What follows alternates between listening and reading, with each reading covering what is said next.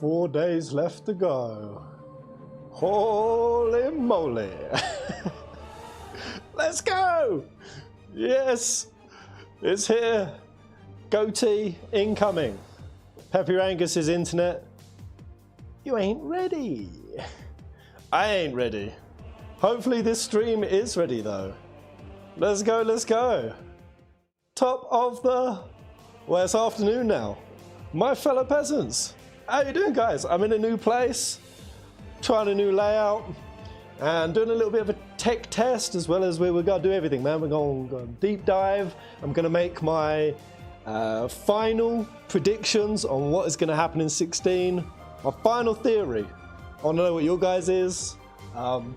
See if we can throw some pretty wild, because I do think 16 is gonna be a wild one.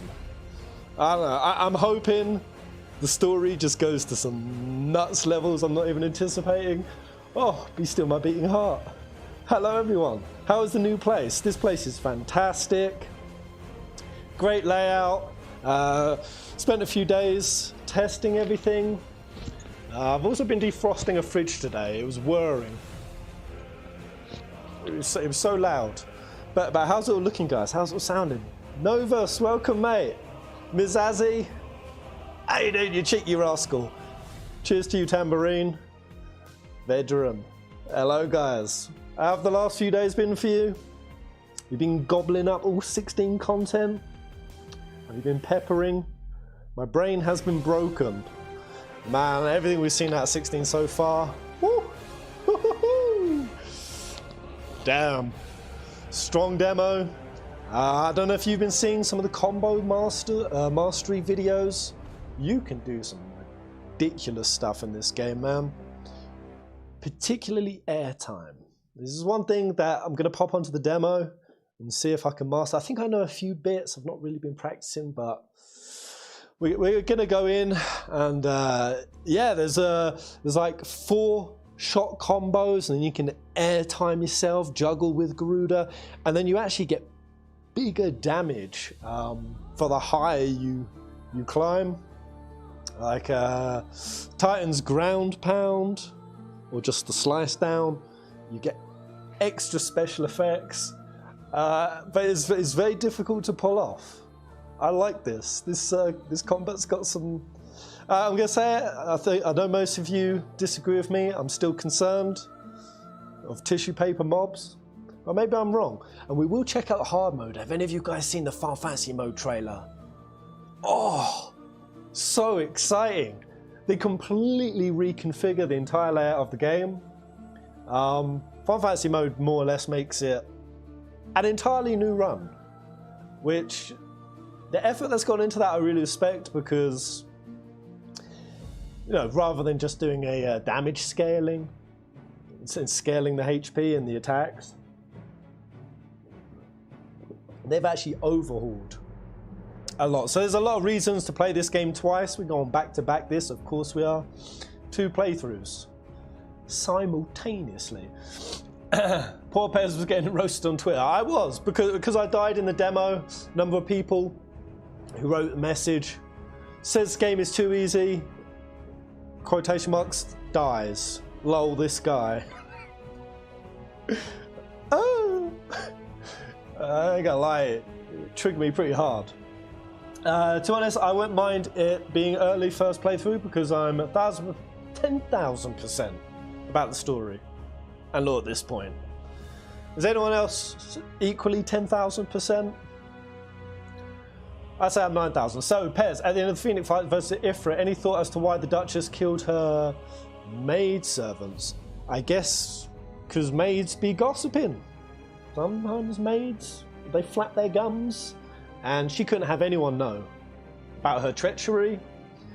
There was this very crazy theory. So in that final section with Clive, was Torgal there? I need to go back and look. But somebody said that when the Dark Ifrit emerged, and you know you had the weird yellow eye section, which was showing it was Clive's POV, but that he's either within a dominant. something. There was a very suspicious scene. Somebody said that Clive was in Torgal because Torgal was there, and I was like, really? I need to go back and check that out. Yo, this music, man. They finally started releasing the soundtracks. Pez, is the PS5 no longer overheating? Not yet.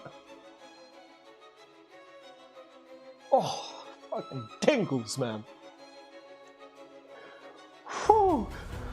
Oh, this sort of Final Fantasy 13 had the violin slaps on the battle theme. This is the best usage of violin I have ever heard. I don't know, man. I need to get the violinist who's putting that piece in and give them some credit. And also, where are all the other VAs? Do you guys know any of them? Like Ben Starr is just obviously stealing the show, but where's Jill? Where's Sid? Sid, he's the Game of Thrones guy, right? Are they not really gamers, so they're not really engaging? But we do have an interview from Ben Starr to check out. Oh my god, this music is wildness. Alright, so is everything looking and sounding okay? I've been very worried about this internet, to be honest. Whether it would actually be consistent. Is it okay so far? It's like my little wee peasant-y heart. I don't want to believe that I've surmounted fully the tech issues. I believe the eye color of the icon represents whether or not the dominant's own control or not. Yellow equals hijacked, acting on its own, and blue equals dominant in the driver's seat. Yes, I do like this. I think this as well. I think that when ether depletes, that also creates the yellow eyes, but also when they're yellowed out, they have less control.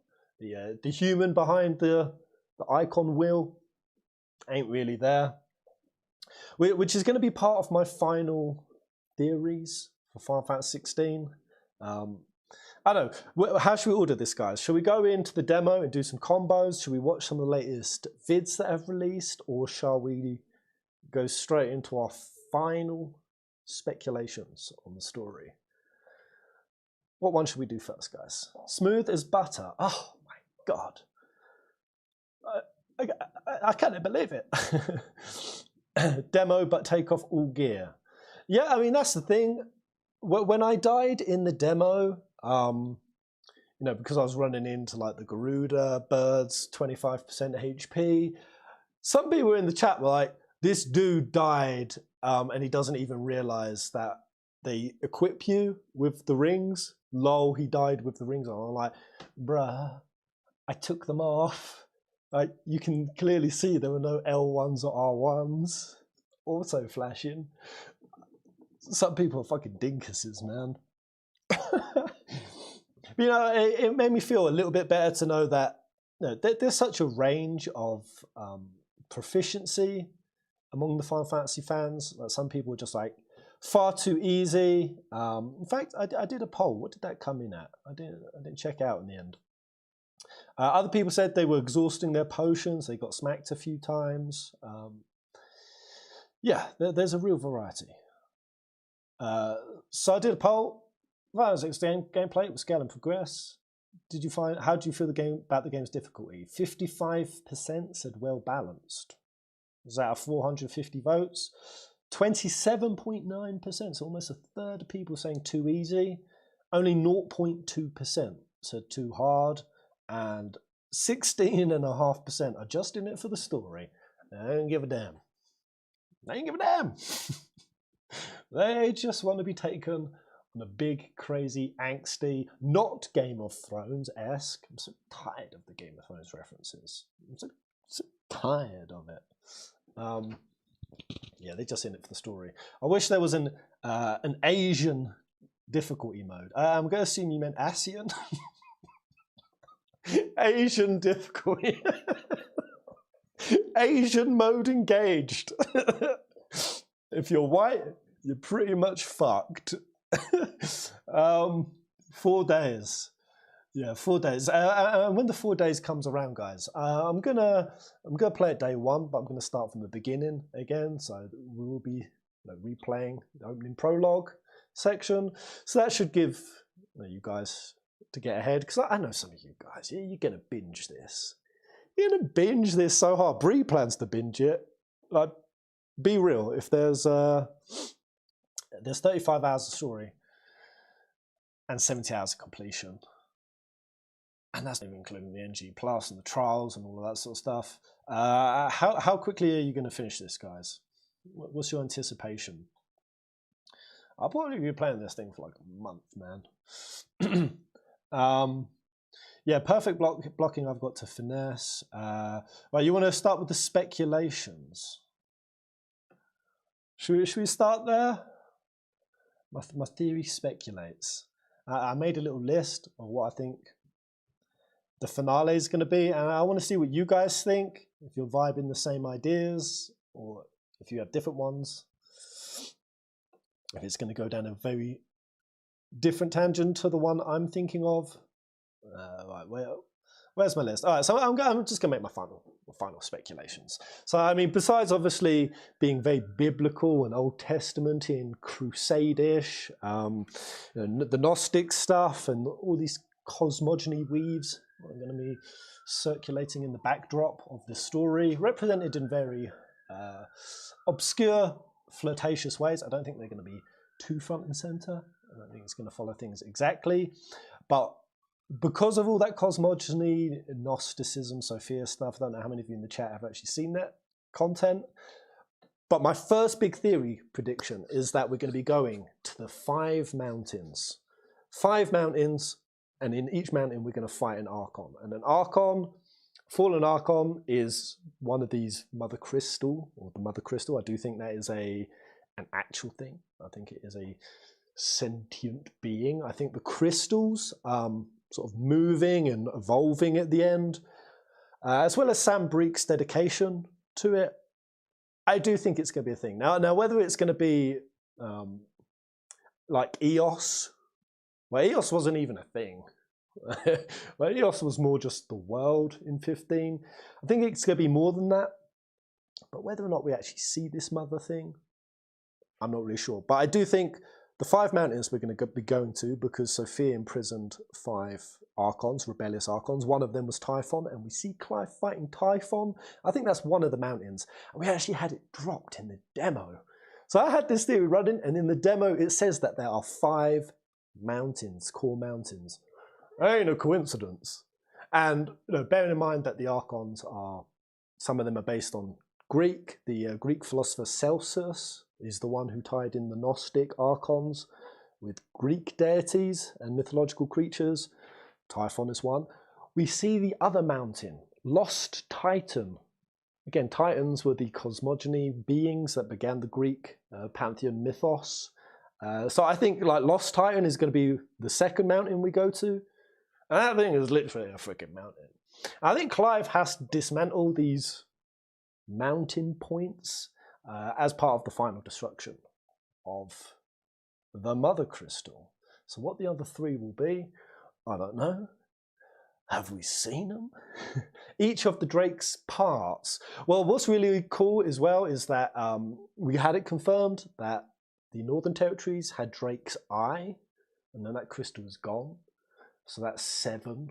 That is the 7. Remember, we only knew 6, and I'm going down this Gnostic tunnel saying, well, there has to be 7 for this to fit tightly with my theory, because Sophia created 7 hewn out pillars. And I felt like a bit of a donut saying that because we only had 6, but I was like, there's going to be 7. There's going to be 7.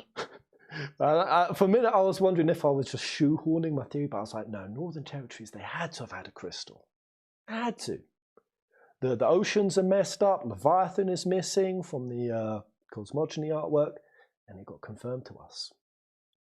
Drake's eye is missing, which implies a blindness, which is very cool, because what also ties with blindness is the kenoma. The void in Gnosticism is what brings about worldly blindness to the true reality of things.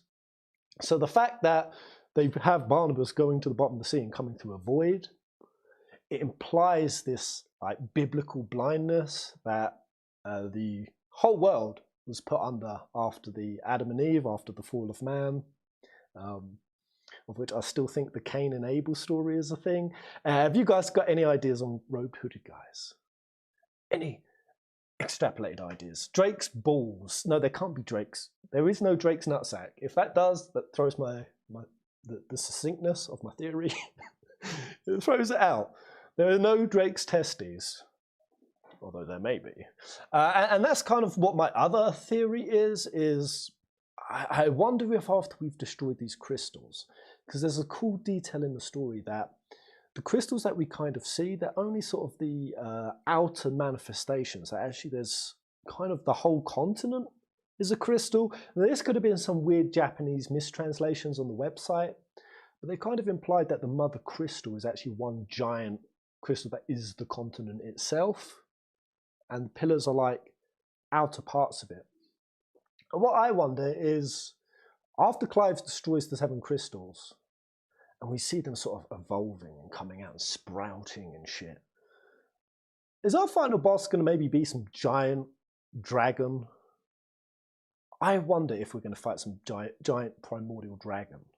And again, this would be very cool because the goddess, again in Gnosticism, she gave birth to Yaldabaoth. In Yaldabaoth, one of his forms is a giant dragon. And weirdly, it's called the Mother Dragon, which we see on the Sambric artwork. My PS5 is about to turn off. We see on the cosmology artwork the goddess with the sword, and it's sparking, and a dragon, which is what Sophia did. She put a spark of divinity in the Mother Dragon's creation, and the Mother Dragon, aka Yaldi, breathed life onto the planet. Now I'm just wondering if, when we see, because we saw like these crystal spines shooting out, we saw this spraying, is this like Yaldi dragon thing going to come back into existence? We're going to have to fight it? And I wonder what could happen is, or what could possibly happen. Because I'm going to have a little theory for each icon. I'm just going to skip while it's relevant to what I think is going to happen with Dion. I think he's going to realize that being at the head of the dragon, it's going to be very significant. It's kind of like Genova's head or something. It's like the most potent part. And the fact that he is a Bahamut, a king of the dragons, what I think is going to happen is he's going to realize the corruption in his nation. Whether it's Barnabas who shows him that, or it's Clive when he shows up to Sambric and has to deal with his treacherous fucking mother. How much are you guys hating Annabelle? Honestly, she is getting dragged on the internet. I despise this woman. What a despicable biatch. What I think is going to happen is that eventually Dion will convert. Because we've got to realize what Clive is doing. It seems like genocide. That's how it's going to seem to everyone else. Because humans literally need these crystals to survive. Now you've got some nutty Ifrit mofo going and destroying them. How does that seem to everyone else? That seems genocidal. They don't know about Sid's research into the black belt, because it's kind of Sid's idea that if we destroy this crystal, we can be free of the mother crystal system. No one else knows that. But so I think Dion is going to resist and resist and resist, and then he's going to discover the truth of this thing that in his bio says is darkening his bright shining wings. I think Dion will then flip onto the good side, if there is one in this. I don't really think there is. But then what I think will happen is when this final cosmogony beast, which is a dragon in essence, comes, I think it's going to hijack Dion. I think it's going to take him over because it needs a host, because it's under threat, and it's going to escape. It's going to flee. Now, what do we know up in the sky? There's this red dot, and I've said how that's like probably Ifrit's prison, and how it, in various mythologies represents Iblis and Samael. What I think it is, it's like a galactic HUD for the gods. What I think is it's going to hijack Dion, it's going to leg it off of the planet, and it's going to hide up there. It's going to flee. And that's what I think we saw in the trailer, when we saw Ifrit shooting through space up towards the thing. And what we saw was almost like for like to Dion's, his Bahamut flare. That's what we saw. And I think that Dion has been hijacked by the Yaudi cosmology bad thing. That is also part of what I think Robed Hooded Guy hates. I think Robed Hooded Guy got fucked over by that being. In the same way that Clive has just seen his brother, Phoenix, get ripped up. I think that energy of, I'll kill you. I'll fucking kill you. Like, I reckon that's the same revenge energy that Robed Hooded Guy had. I think Robed Hooded Guy could have a very good reason. Like, when they split the fire icon, I reckon it was some dark stuff that Robed Hooded Guy didn't deserve. And yeah, I think he's going to merge with the other Ifrit, because I think that, you know, when we see them fight, I think there's going to be a reconciliation between Robed Hooded Guy and Clive. They're going to be like Cain and Abel, branded with a dog in the Bible. He's going to shoot into space, and he's going to fight this thing. It's going to seem hopeless. It's going to be way too OP. But then I think Dion, because he got taken over as the host, I think he's going to hijack the being from within in some way. I think that's going to be the significance of Dion's role as Bahamut, King of the Summons. I think that's why we have 2 Drakes on the banner. I think that's how big Dion's role is going to be, that he's going to basically be the salvation. And whether or not Dion survives at the end of that, I don't know. Oh, yo, guys, Contextual Gamer. Woo, woo. Josh, thank you so much, man. Joshua had yellow eyes when he's Phoenix, and his view was Phoenix, but Clive's view was outside of the icons, either because he has Blue Mage icon powers, or because his twin brother Ifrit is in the vicinity using powers, which also causes headaches, second-hand yellow vision. Yeah, I feel like that scene is very suggestive. That somebody said that they lip synced, or they're very good at lip reading what Robed Hooded Guy said, because the crazy thing about 16 is they've only lip synced it for English, and they've actually had to tell like Japanese audience, sorry guys, like you may want to either just be mindful it's not going to be synced up, or play it on English. That's crazy in a Final Fantasy. That is a sign of the times, that the English translation has taken over way more priority. But also it makes a lot of sense. Japan's aging player base, the lack of PlayStation 5 consoles. But yeah, it's purely it's purely synced to their mouths. And somebody said that they lip synced, I found you at last, or something. Yes, that's it, Novus. Yes, I found you, is what he said. Yeah. Or, which implies he's been searching for a while. And it also, I think, implies, because he said, like, not again or something. Clive's been having these headaches for a while. But yeah, I still type with the demonology thing. I still think there's room for the interpretation that, I don't know, was Torgal there? I need to go and have a look. Was Torgal there? Did Clive jump into Torgal's POV? Because when I saw that, that kind of blew my nips. I don't know if that's true, but it does tie to my second theory, which is on Torgal and Jill. I think Torgal is a bearer. I don't think bearers only have to be human, bearers being magically gifted individuals from birth. I think Torgal is one. There's a reason why Elwyn brought Torgal back from the Northern Territories. I reckon he's a Bork who has similar, not the same, but similar powers to Clive in terms of, I think Torgal is an ether conduit. I think he's a little Bork that can actually store, retain, and in a little way use ether. And I don't think he's going to die. I think what's going to be even more sincere with Torgal's arc is he's going to save Jill. And I think he's going to save Jill because I do believe we're going to see some of the icons turn to stone. There is a reason they've set up the petrification aspect. We see Jill and Clive, and I don't know if Sid was there, but they see like a stoned Rama, a stoned wizard. Fucking wizard's always stoned, but actual stoned. And they've set that up for a reason. We're going to see somebody petrify in this. Now, do you believe that's going to be the case, guys? And if so, who do you think it's going to be? I personally think it is foreshadowing going to the Stony Rama. I think that they're going to be depleting through this never-ending battles. I think Sid is going to be on his last legs. We've already started seeing his arm petrified. And I think old good Uncle Sid, he's going to be stuck in a situation where he knows if he icons out one more time, he's done for. I think he's going to do it. And I think the weight of that loss is what is going to set up the next two people I think are possible candidates. Now, I think Benedicta is a possible one who could get stoned.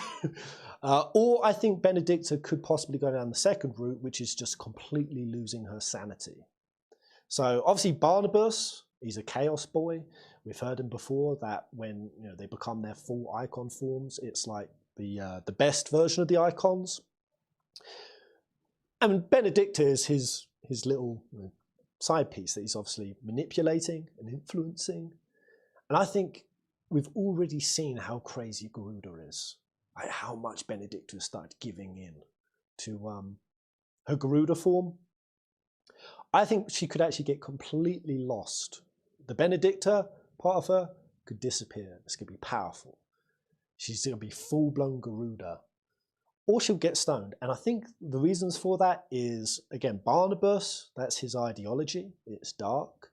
But I also think that's what, when we hear Hugo in the trailer shouting, "You said I was going to be king of the world." I think my theory is he's saying that to either Benedicta's statue or when she's just going nuts. And he's actually kind of mourning in that moment. So what I think is going to be Benedicta's fate. And if that does happen, because again, I do believe that there isn't really much love. There certainly isn't between Benedicta and Barnabas. I think actually maybe Hugo is a little bit into Benedicta. It's Hugo saying it, exactly. That's why I think when Hugo is saying that, it's because Benedicta's been lost. I think he does have an emotional attachment. And I think that Hugo is going to then try to revenge arc on Barnabas. And I don't know if Barnabas is going to kill Hugo. Just mess him up completely.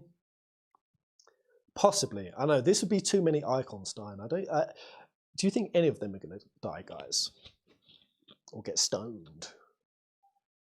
If so, what are your guesses? But yeah, I think the reason why Sid turning to stone after the final use of his power will be significant is because my other theory is that Jill will come close. We've heard in the trailer she said, "I don't want to become a monster," implying she recognizes this impending doom that all of the icons, the dominants, have placed on them. There's a timer. And I reckon that she's going to be on the edge of depleting. And I think that Clive is going to fire out in some big significant way. We saw it in the trailer where he fires out and there's like this very cool dark shot of like Jill just sort of sat there like silhouetted, like watching this thing happen. And I think at some point she's going to use what looks like the last remnants of her power to try to literally cool Clive off. Clive or robe-hooded guy. The significance of fire and ice is going to be poignant. And I reckon that she's going to do it to help Clive, cool him off, cool robe-hooded guy off, and then she's about to be petrifying, or she will petrify. I think she'll be close. I reckon we're going to be, shit, we're losing Shiva, just like we lost Sid, losing Jill. She's about to. And that's when I think Torgal, the Bork, I reckon because he is an ether power bank, if you will, I reckon little Torgal is going to give in some way some ether like stores, and that's going to stop Jill from dying, essentially. Torgal going to save Jill. That's my other theory. Hit me now, quote me later. Unless, of course, I'm wrong, in which case, don't quote me. And I never said any of this. I think Jill is just innocent until about being used as a weapon. How many FF protagonists have actually lived past the end of the game? Most all of them. Was Noctis the only one to croak it? No, that can't be right.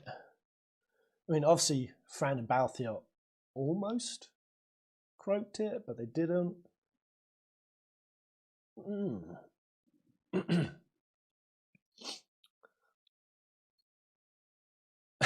James, don't bring that up. The 7 and 15 being in the same universe, man.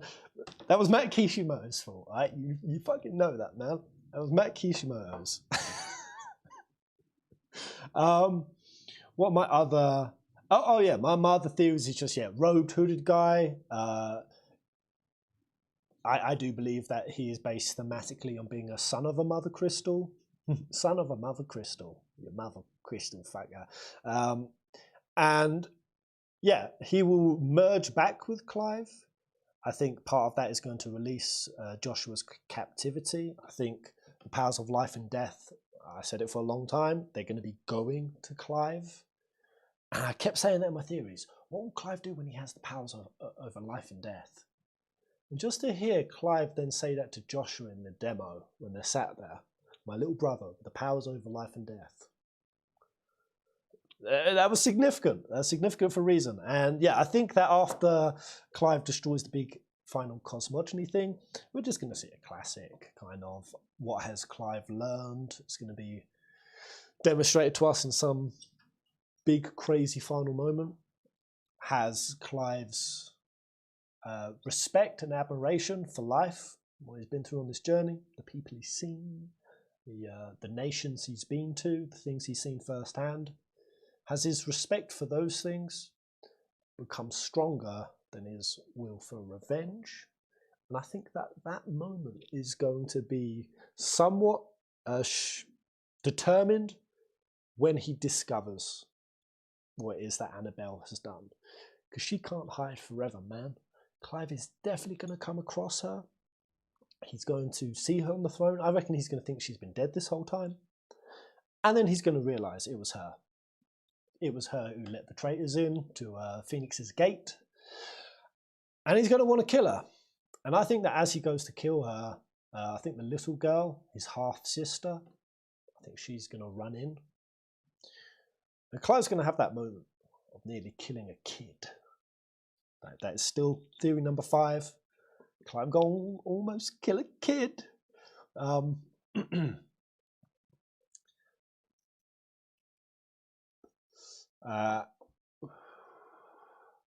that more or less it for my personal? Oh yeah, the other final one was Barnabas. I do believe that he was kind of there at the cosmogony point. I do think some sort of time thing has happened with him. Again, the void.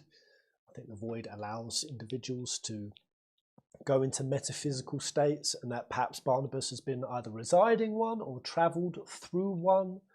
And he came back from a much further back point in history. I think we're going to discover that about Barney Boy, because he has all of this secret knowledge. He knows about the prophecies. He does believe that he is the Messiah. Like I said, I think that he is the Moses in the story, the one who wants to liberate, but he's actually just more of a tool for God.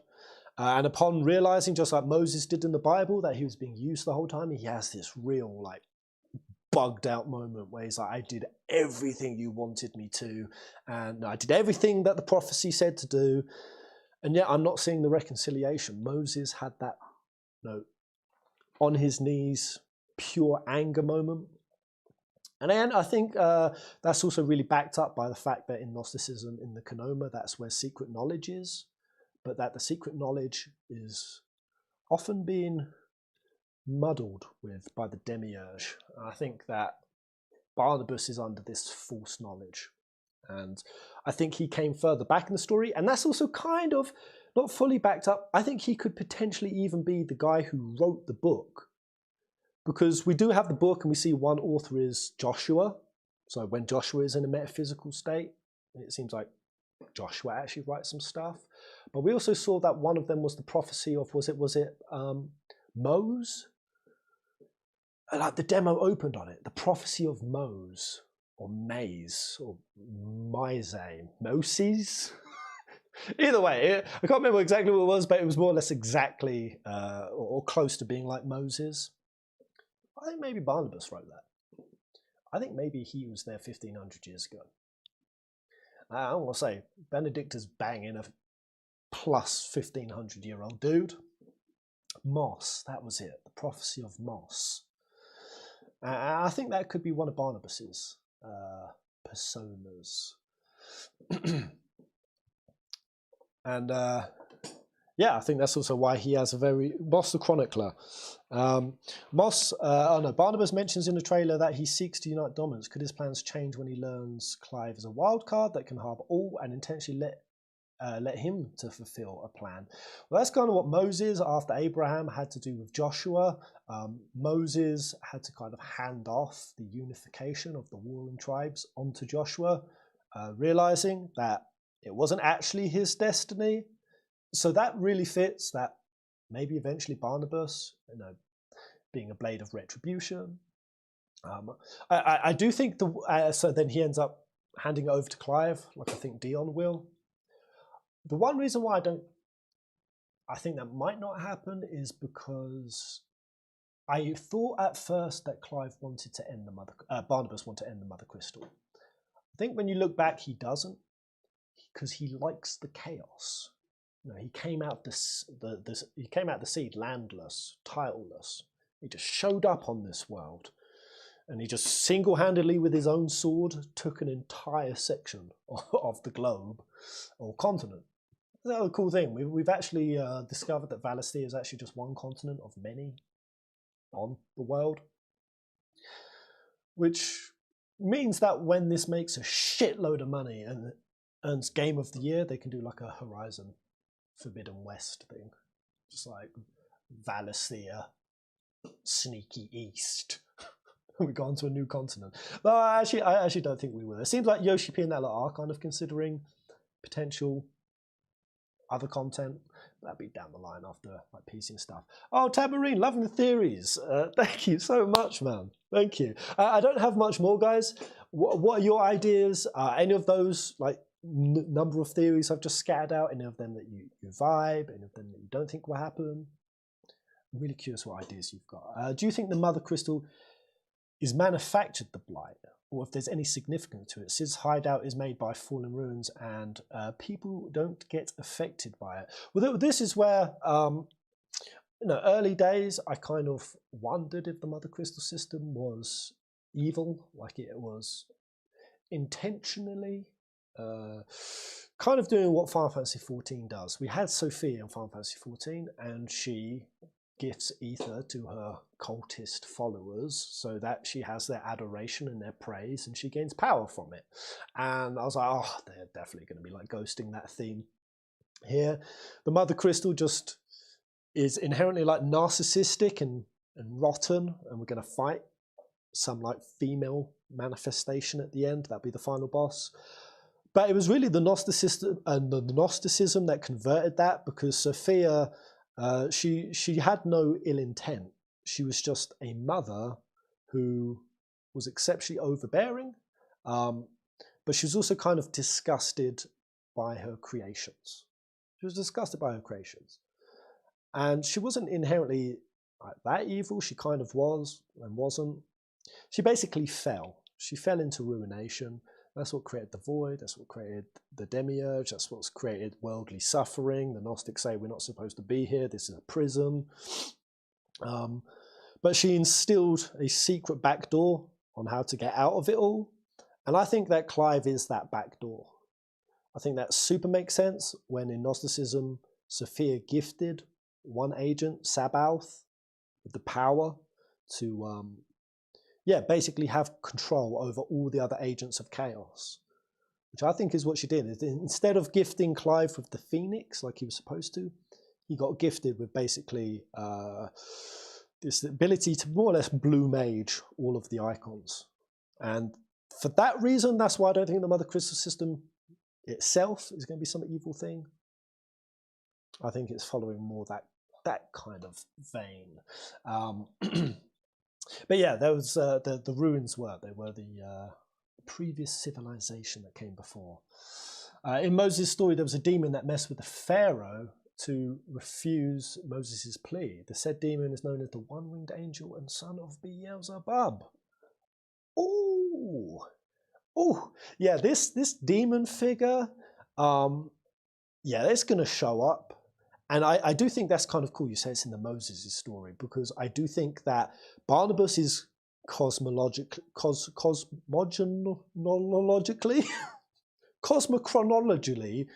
like situated like further back, and I think he knows what this big evil is in the game. Again, red dot up in the sky, Iron Kingdom suppressing it, an Ifrit, an Iblis, Samael, the fallen angel, the one who tempted Adam, or tempted Eve, and then banged her, and then had twins. That's why I've got the theory Clive is related to Road to the Guy spiritually, not physically, spiritually. But that's kind of interesting that Moses had to go against a kind of demon, because what we do know is that when the Ifrit emerges, Barnabas is on it. He sends Benedicta hunting it down, and it comes across Clive. But obviously, I think Barnabas's main enemy is the big evil, and Clive's going to get mistaken for this a lot, which you know that Square Enix had this idea when they were going to turn Ifrit into Diablos. They were going to do it, but they went a different route. And again, I think it's because they didn't want to. I don't think they wanted to destroy Clive's humanity, or the ability for us as players to see his redemption, if they went too dark with Clive, and that's why they made Road to the Guy. What other ideas you guys got? Icon DLC, probably. Moogle dominant. I'm ready for it. Give it to me. Do you think Barnabas' horse is part of the Odin icon stuff, or is it a separate icon altogether? See, that's the thing. I think we need to remember that Clive got gifted the power of the Phoenix. So that was like a natural thing. Like before Clive had this like crazy ability to absorb all the icons, he was gifted part of this power. And so we have to assume that other icons can do the same. I think it's very likely that Barnabas obviously gifted the Lord Commander some of that power, and then he's mounting him into battle, which is very homoerotic when you think of it. You, sir, shall be my steed. I shall ride you into battle. I think he's Sleipnir. I like that idea. I like that theory. OP Carbuncle DLC. I'd imagine the icons are relics of ancient civilization that flew too close to the heavens. The mural shown depicts what stopped them. Again, I did have that theory that the icons were gifted to mankind so that they could rebel.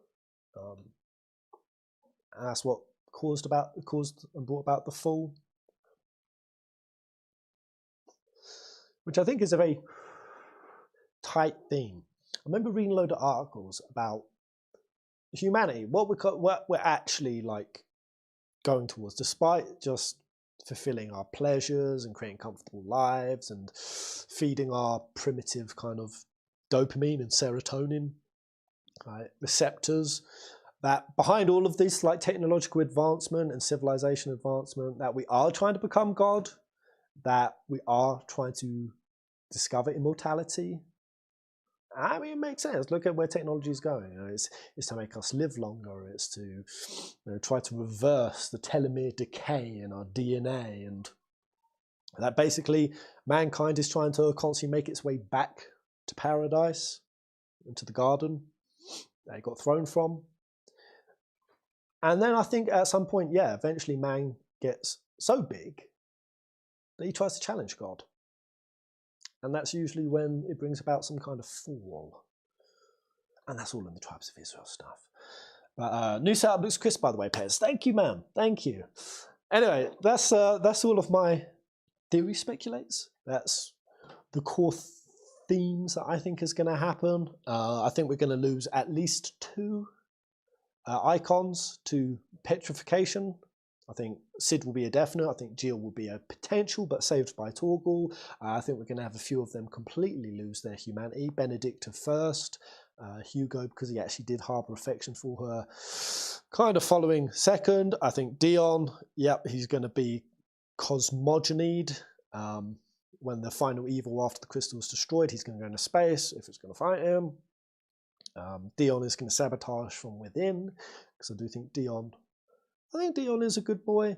And I think that Clive will almost kill Annabelle, but I think he'll have learned a lot by then. I don't think Clive will do it. But then there's actually a side of me that hopes Clive does do it. Because my immediate is, because that's the thing, I don't want Clive to necessarily be a perfect, I don't want to be a perfect character, but not even necessarily good. I know that Ben Starr said his humanity is strong, but I do really want to see Clive fuck up really hard. I kind of want him to go through when that moment where he's about to decapitate Annabelle. I'm just like, I'll be like, go through with it. I'll be cheering him on. I'll be like, go on, bloody do it. Do it. And then I hope that what happens is he kills Annabelle, and that little girl, who I do wholeheartedly believe is his half-sister, Annabelle's blood splatters up her face. And in that moment, if she is actually, because they say she is the one true deity reincarnate, what if she then like bugs out? And that's why you saw the crystal sprouting and stuff. Because she gets traumatized and it awakens something. Oh, that'd be powerful. We have some like big naked Ray scene. Woo, that would be juicy. But if that doesn't happen, if she isn't actually harboring any kind of secret, the one true deity thing isn't actually that literal, even just that moment where Clive just witnesses what his revenge did. That his revenge did put this little child in the exact same place that Joshua was put in. Oh, that would be so powerful, man. That moment of realization of what revenge does. I really want that sort of pacifist awakening moment in Clive, because he's a damn good fighter. Kind of like, have any of you guys seen Vinland Saga? I know, I'm not saying that, mate. It's kind of new. I might be spoiling some stuff. But Thorfinn. I want a Thorfinn arc. Clive Thorfinn arc. Yes. Hatred begets hatred. Exactly. That's always such a powerful theme. And I don't know whether Clive like goes through with that or he resists it. I think the resistance, the thing is, I feel like whatever robed hooded guy's motives are, at the cosmology, I think he probably would have been a complete being.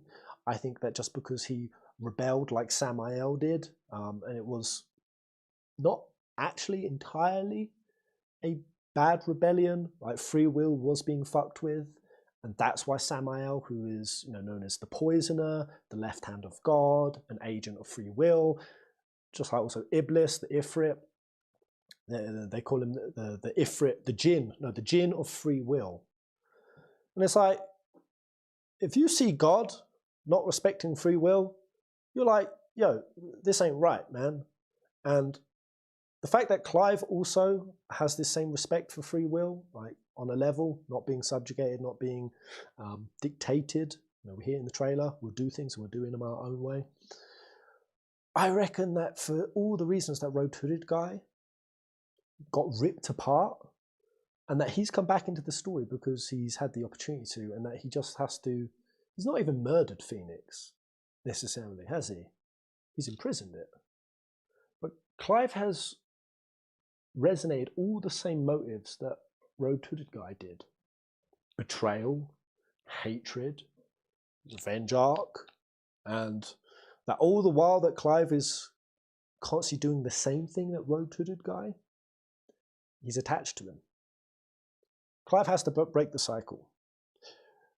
Literally, in terms of the world and the Mother Crystal system, he has to break that cycle. But I think also, that breaking is going to happen like emotionally as well. Like he has to break the cycle of hatred with himself.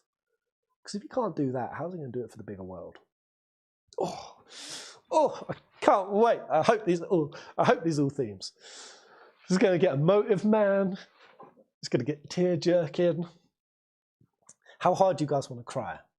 I really want to get to a real ugly sort of tasty cake, sort of snot and boogers running down my face, kind of my voice hyperventilating. I want it to be ugly and a little bit cringe. Make me cringe cry 16. You have the power, Yoshi. You've done it to me before in 14. You better do it again. I saw people cry in the demo. Yeah, I mean, it was really, really powerful stuff. Yeah, and that's in the first like couple of hours, so we're doomed. We're doomed to crying. Anyway, there we go, guys. Any final thoughts before we move on? I want to check out some of the latest videos, go over them again, and then I'm going to become a combo master. How much have you guys been playing the demo? Did you only play it once? Are you trying to master it? Are you not really bothered about mastering combos? Some really cool stuff I want to show you. What should we do? Yeah, I want to watch the hard mode video, the cosmology video that came. Well, it wasn't the cosmology, but my body is ready for every emotion. I just want to know why the road hooded guy shows up now of all times. Again, whether it's Mother Crystal's light fading and therefore the power that was imprisoning it depleting. I think that's one idea. I think the second one is Clive summoned it emotionally. I think possible, like Clive, this ultra gifted being, that can literally absorb and harbor icons within him. I think him bugging out at that kind of resonance could also have summoned it. But then also you could argue that this has been long coming, because one of the details is that sometimes the icons, they're hundreds of years apart. Sometimes a nation can go a long time without seeing its summon return. It's not like a dominant dies and then it immediately remanifests in the world in like a child. Sometimes it takes a long time. And throughout that, there's been different nations having different icons at different points. But they said that specifically in this point in time, in Final Fantasy XVI, all icons just happen to be existing in the world, all dominants. So I very much like the Zodiac idea behind this, that the whole idea with Zodiacs is, my rising signal is this, and Mercury was in this, and Mars was in this, and they say this is why you're born a certain way. I think these metaphysical elements of like the heavens aligning could also be in place. Yeah, the combos are mad novas. Thanks so much, dude.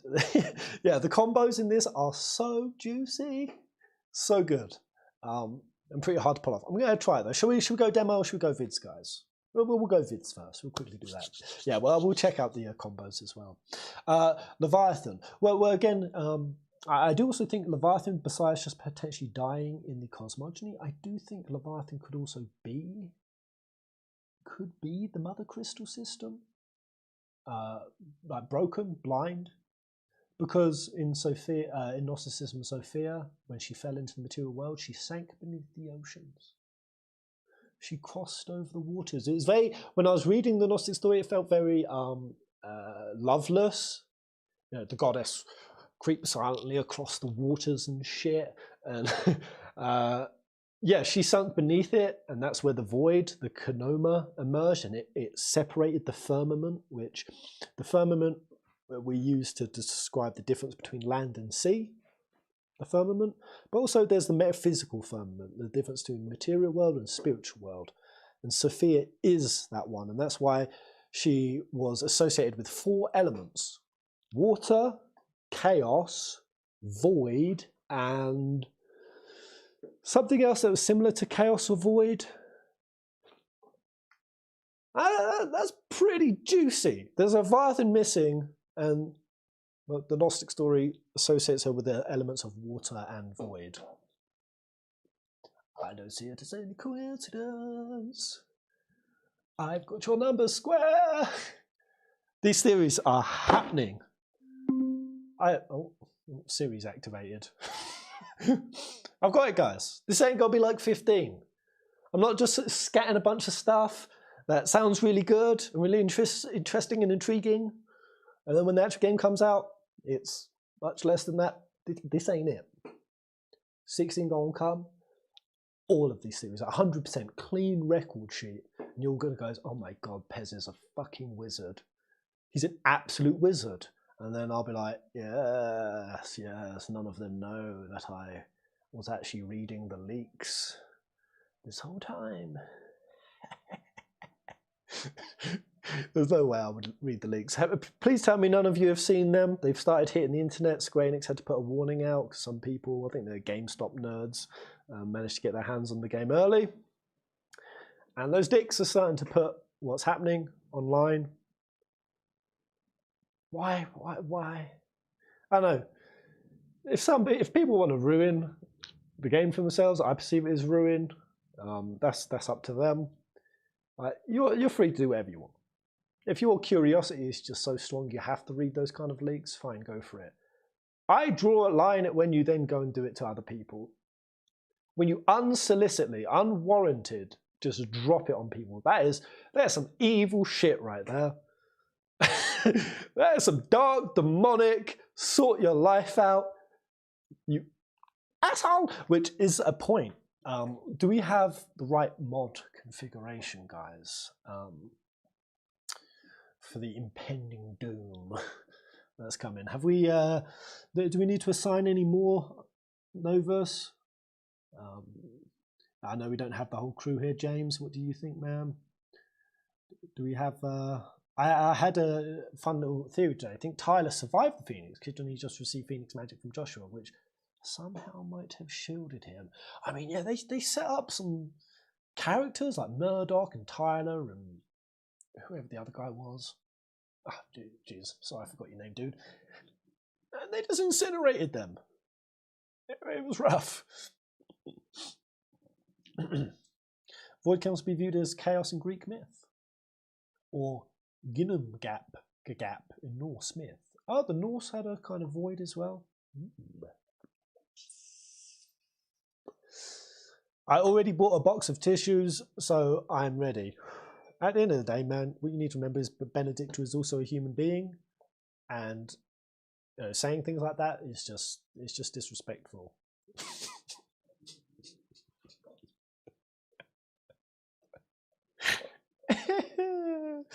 Usually the chat is chill. It's the trolls that usually come out of nowhere we need to be concerned about. Yeah, well, when the game comes, depending on what numbers the stream gets, if we start getting some of those more fringe goblins outside of the usual Pez crew, maybe we need to add some extra layers of security to keep us all safe. Because I know what's going to happen. You know what? The one I'm most worried about is when I go into, after each segment of stream, I'm going to go into a post stream and we're going to hang out, we're going to chat, we're going to riff as we go along. And I'm going to make like assumptions and guesswork because that's really, really fun to me. It's at that point. So at that point when I'm like, oh, I think that this is where it's going. Some like fucking nerd that's finished the game in like 2-3 days. Like, no, Pez, you were off. You're totally off. That's a spoiler, you idiot. That is a spoiler. It's not just necessarily telling what is in the game. It's also saying what isn't. And there's so many people who they seem to not get that. Well, I haven't spoiled. I haven't said what does happen. But you're also spoiling by saying what doesn't. And I can't believe that some people are so thick that they don't actually understand that aspect. Post stream should be subscribers only or a limit. Potentially I have to put subscriber only chat on. Yeah, I think, or maybe for the whole stream. Oh, you can actually do it for those subbed 1 month or longer. I feel like I'll be ostracizing some newcomers if there are any.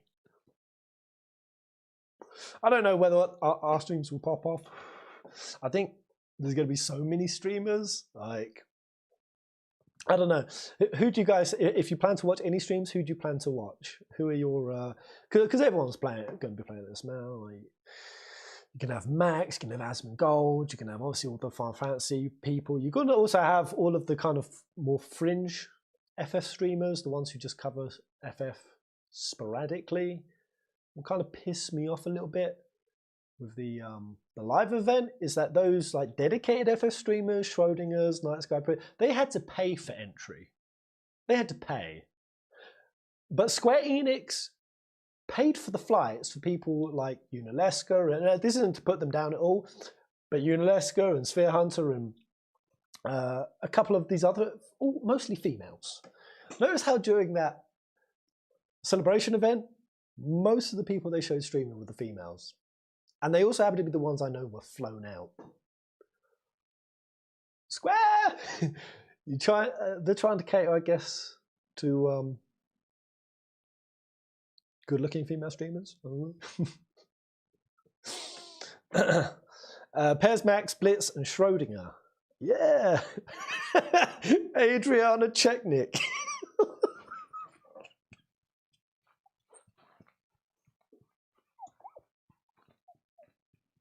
Yeah, we're gonna go watch her 16 stream. I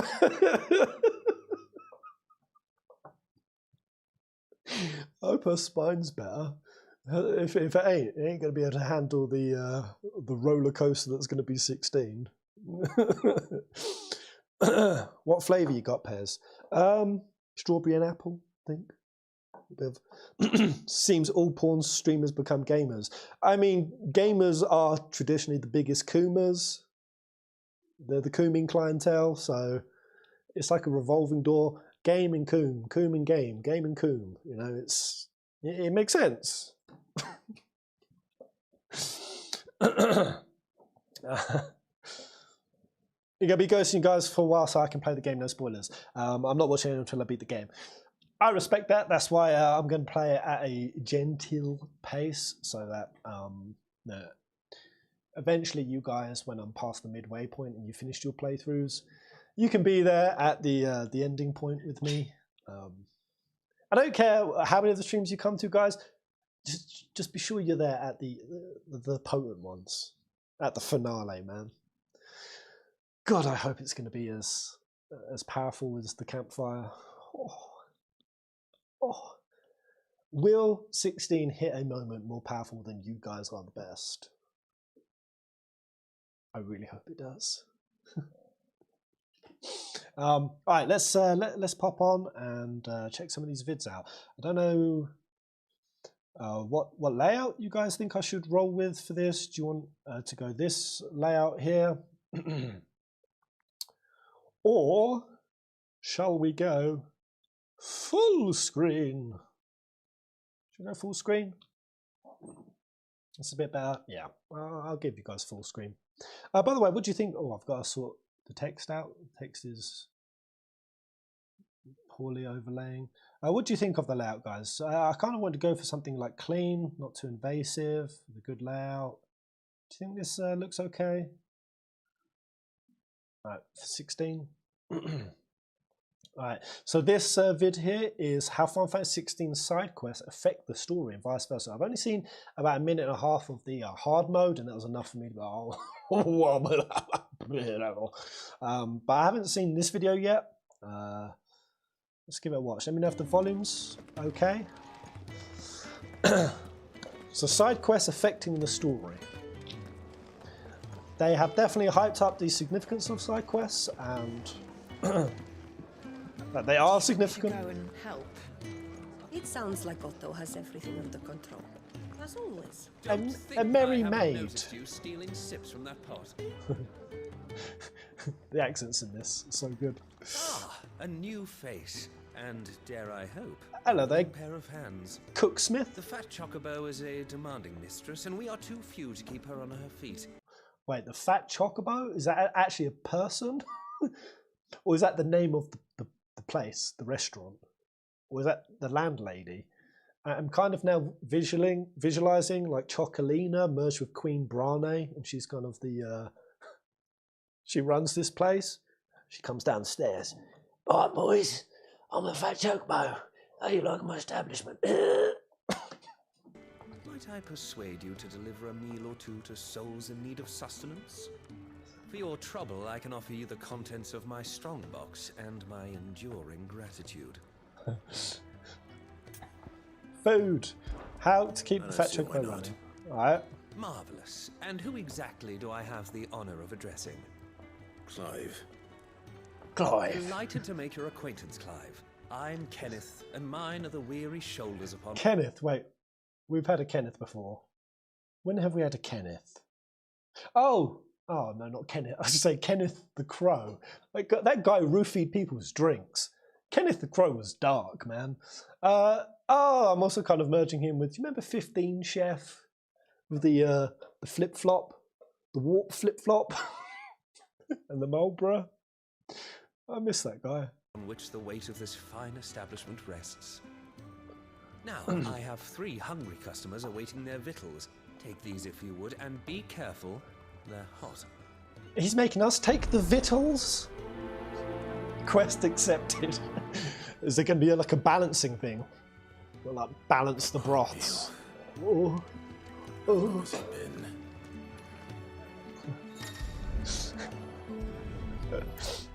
Where's Clive storing those bowls? Your food. Now these are the kind of side quests I was hoping for.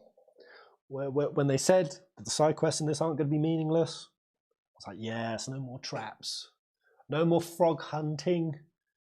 Serving bowls of slop to peasants. This is good stuff. I was hoping it might be. Well, doesn't this look fine? Thank you, lad. You're Thank new, you. aren't you? Kenneth's running you ragged already, I expect. You old rascal. Well, he did say he'd give me something for my trouble. And so he should. We're not What's he gonna slaves give us? anymore. Well What's- met, lad. what's your Keep guess? up the good work. I reckon we're going to get a sword. The sloppy super. I wonder if we're going to fight with any really derpy He's not out weapons. chasing rumours. Sits up there in that hole of his, brooding and scheming. Like a Moogle attached to a spike or something. Yeah. Oh, my thanks. I hope you do not think me lazy for waiting to be served like a lord. Only my former master did not use me kindly, you see. He left me half-lame, truth be told. But Sid took me in nonetheless. Slavery. Well, the hideaway is the home I never knew. And a mighty fine one at that. So that's what this quest is about. It's trying to get some of the essence of the people about the place. I don't necessarily mind shit like this, but it's definitely a weird side quest to show off.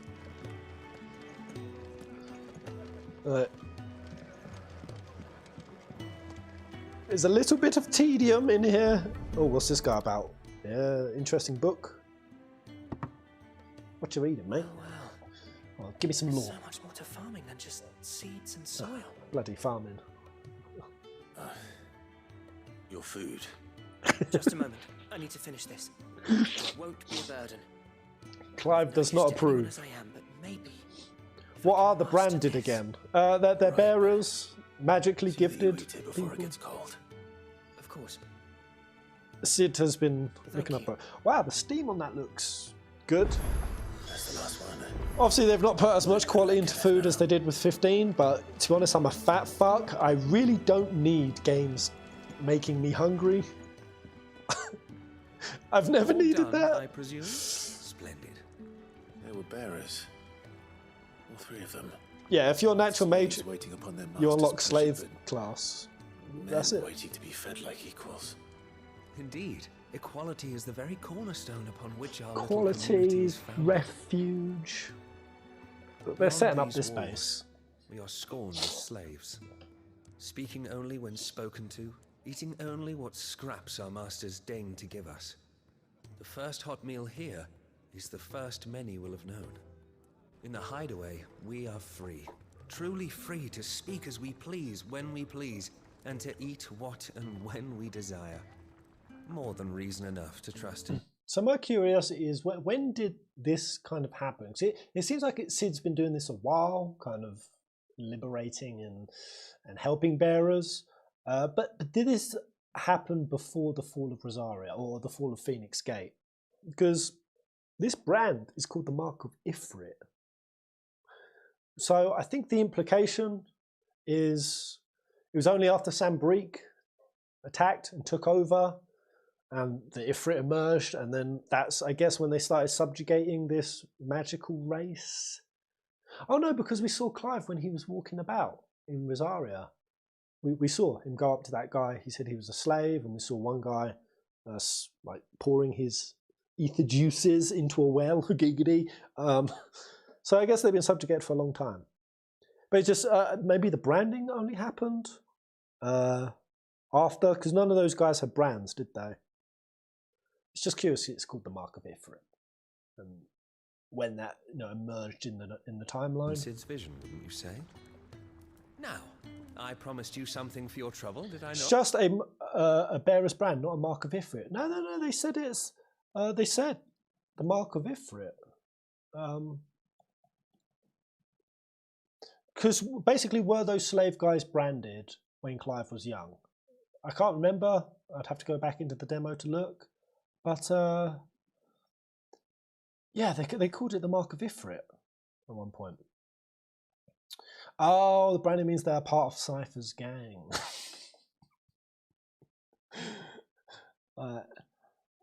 Nothing's immediately popping up, but I'm telling you, man, they got it, the Mark of Ifrit.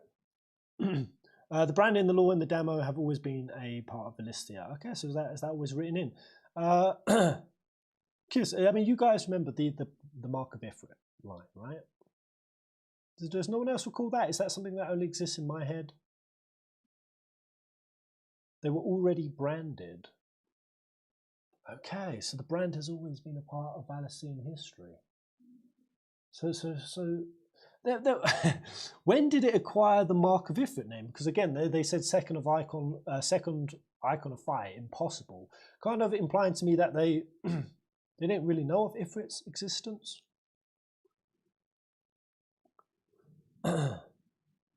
Maybe the old gods are part of the wider mythology, so they do know the name Ifrit.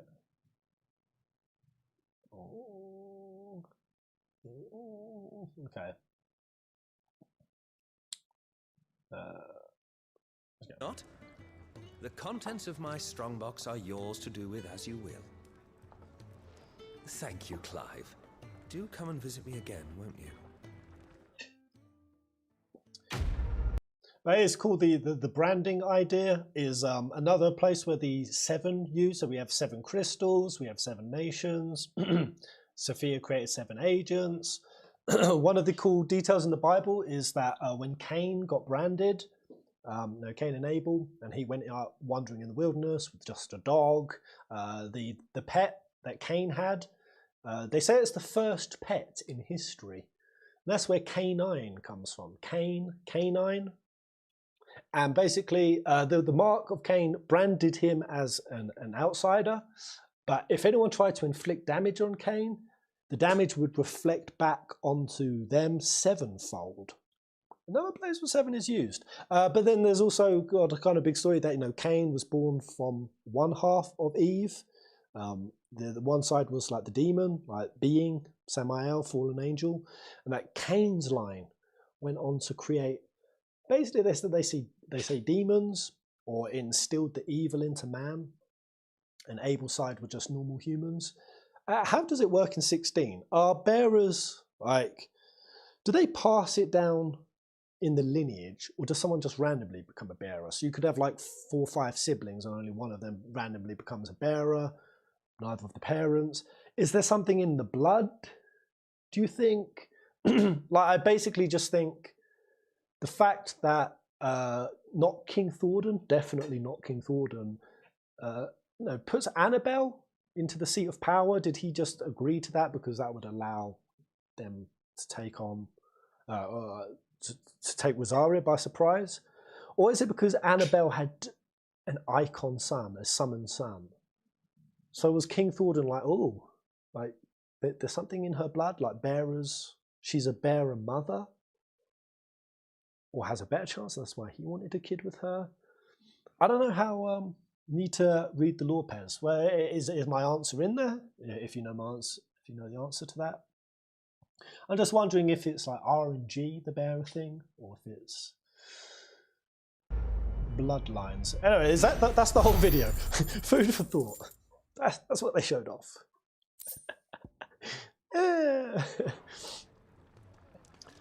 Yeah, Annabelle trying to gaslight us that she cared about Joshua, and wait, the Emperor's name is Sylvester, like the cat. Is it actually? Is his name Sylvester? All right, there we go. So just that's not really much much of a side quest. And you said how it interacts with the story and vice versa. I mean, there was relevance there. They were obviously setting up details, which I don't mind. I don't mind. Yeah, I prefer it when it's setting up an aspect of the game or the story, a part of it, which that clearly was doing. What I didn't like about 16 is that it was setting up characters who were nothing burgers. You know, Viv, the fat, chunky guy with the camera, or Sonia, the chick who likes to research frogs, and all of these just weird side characters who then never really did anything. Holly. Like, Holly showed back up once in the Assassin's Creed DLC and was like, oh, I'm friends with Cindy. All right, cool. I'm going to do this thing. Or they all showed up. You know that really awkward moment? They all showed up just before the Adamantoise fight. They all showed up at the cafe. And it was just like, you're all a bunch of weirdos. I don't care about any of you. And all of those quests were just to set up pointless characters. That's the shit I don't like. That's the shit I don't like. Isn't Bree supposed to be in Colombia now? She's coming in 9 days. And Annabelle is married to Elwyn, her cousin, to keep the Phoenix line pure. Oh, see, I thought I was reading all the lore events throughout the demo. Maybe you need to drop into it a lot more regularly than I was, which I think I need to be more mindful of, dropping in, seeing what's being updated in there. Because I didn't know that. Wow, so there was just some inner bloodline stuff. Oh. Wait. So if Annabelle is his cousin, does that not mean that Annabelle is fully associated with Rosaria then? How would she have any... So she doesn't actually have lineage affiliation with Sambrique. I thought she could have been over from Sambrique and married into it as part of an alliance, a political alliance. I mean, it still could be that. But, because there was that thing where they said that our ancestors decided to always keep the Phoenix as basically in royalty. So they need to clap each other's royal cheeks. Yeah, kind of a bit incesty, kind of very Game of Thronesy, very Targaryen. Very Targaryen. Yeah, the active time law makes me paranoid I'm missing stuff if I'm not checking it every 10 seconds. Is there not something that flashes up, lets you know? Because, yeah, that's how I'm going to be now. I'm going to constantly have mini panic attacks. I'm missing juicy stuff. Did you check them in the other parts of the demo? I checked them. I checked it like 4 times. 4 times. There's definitely some I missed. Wow. I don't know that one. All it says is that she knows her duty is to breed the Phoenix. Oh, ooh, very misogynistic. Very diminishing on the female race. Oh, yeah. So there is. I guess that's a big part of what her hatred is, right? Or her resentment towards both Clive and Joshua. Oh, that makes so much more sense now. If she never loved Elwyn, if she was purely subjugated to this fate, which I said this before, that one of the themes of 16, besides the Dark Mothers, which is so cool to see people going back to that video before we even knew Annabelle was a traitor, and just be like, I got that from like the theme of 16 on a grander scale, but one of those being love in captivity, Jill, for like loving, the reason why she turns into Shiva and fights for the Iron Kingdom is because she has developed an affection for these other people, and that if she didn't do it, they would get murdered. Love in captivity, even the bad side of it. And then we see Jill when she's obviously sold as a ward to Rosaria, forming these brotherly affections with Clive and the Rossfields, Joshua. Love in captivity. And then to see on the even further side of that, Annabelle's, which is almost no love in captivity. So do you think it was that she resentingly knew that she had to give birth to the Phoenix, had Clive, went through all the stress of childbirth with him, And then the bitter disappointment that he wasn't the Phoenix, and she hated that. She resented that. All those years that Clive, because Clive is how much older than Joshua? Like 5 years older, right? 5 years of the failure. Yeah, that's why she's bred all that resentment against Clive, right? And then she had to go and have another son. And then even having Joshua, yeah, she obviously doesn't seem to hate, like she has an active hate of Clive. It seems like she has indifference to, maybe not, is indifference the right word? How would you guys describe Annabelle's feelings towards Joshua? She obviously didn't have that much care, but I guess because when she had Joshua, it was like the relief that finally I've had this Phoenix kid. There wasn't that much like vehemence. She didn't hate him actively.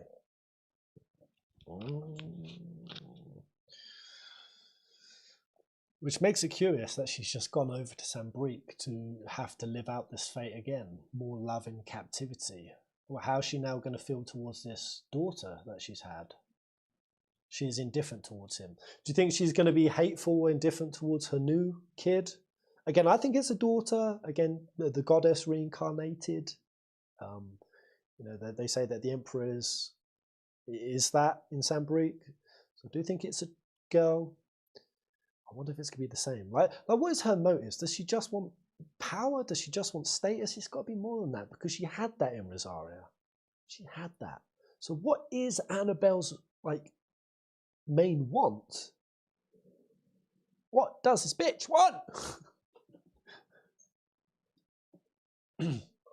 I guess she just wants to throw off her chains and just be something that makes her own choice. And so maybe because she had Clive and it was totally against what she was supposed to do. Then she had Joshua and it was supposed to be what she do, but indifference. Do you think maybe it'll be the inverse with Sambrique? This is actually what she wants, and she'll have a love for that kid, that new one, because it was her own choice? It's the big difference between love in and out of captivity. What weakens it, what strengthens it, that it can only kind of exist fully when somebody's free to make their own choices. And Jill is going to learn to make those choices, obviously for good, and Annabelle is going to be the universe for bad. Maybe she's a bigot. Right, that's really cool though. I like these speculates. Let's go for this New Game Plus, Final Fantasy mode. Yeah. Would I like them to have opened up a third difficulty option out the gate? Absolutely yes, because there's Ultimaniac and there's Final Fantasy mode. Obviously they couldn't have opened this up because, like, you'll see in the video, this is pretty epic.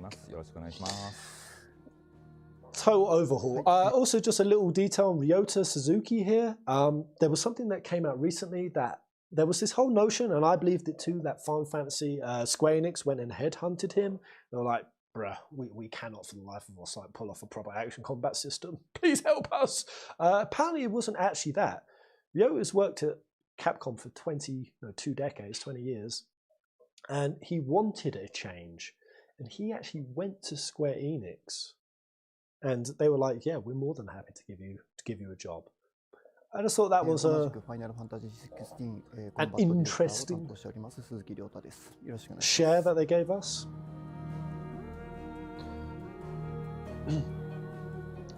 I just really don't want Ryota to come on. I wanted him to just thrive and just do like the traditional difficult kind of games that he does. What I'm not wanting Square Enix and Final Fantasy to do anymore is to have this kind of apologeticness about going action combat. That's how I really feel with these, with the unresponsive mobs, or like very like slow responsive mobs, the extra accessories, the extra like dialogue that they put around it. Like, we know that not everyone who's a Final Fantasy fan can do action combat, so we're going to oversimplify on your first run.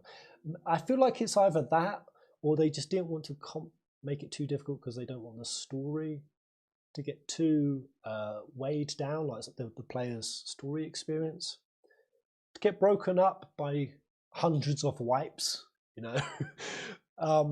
I feel like it's a mix of those two things, but I just kind of want Square Enix at this point just to accept that they've introduced other forms of combat systems into the Final Fantasy series and to trust players that they can be proficient at it. You know? Well, that some people from outside of Final Fantasy will be coming to this for gameplay.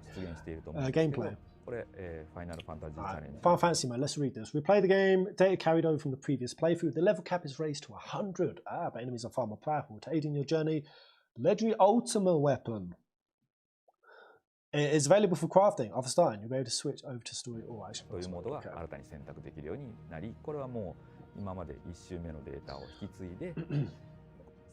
we've got to remember is we've had action combat in Final Fantasy for a decade now. A decade. This isn't a new thing at this point.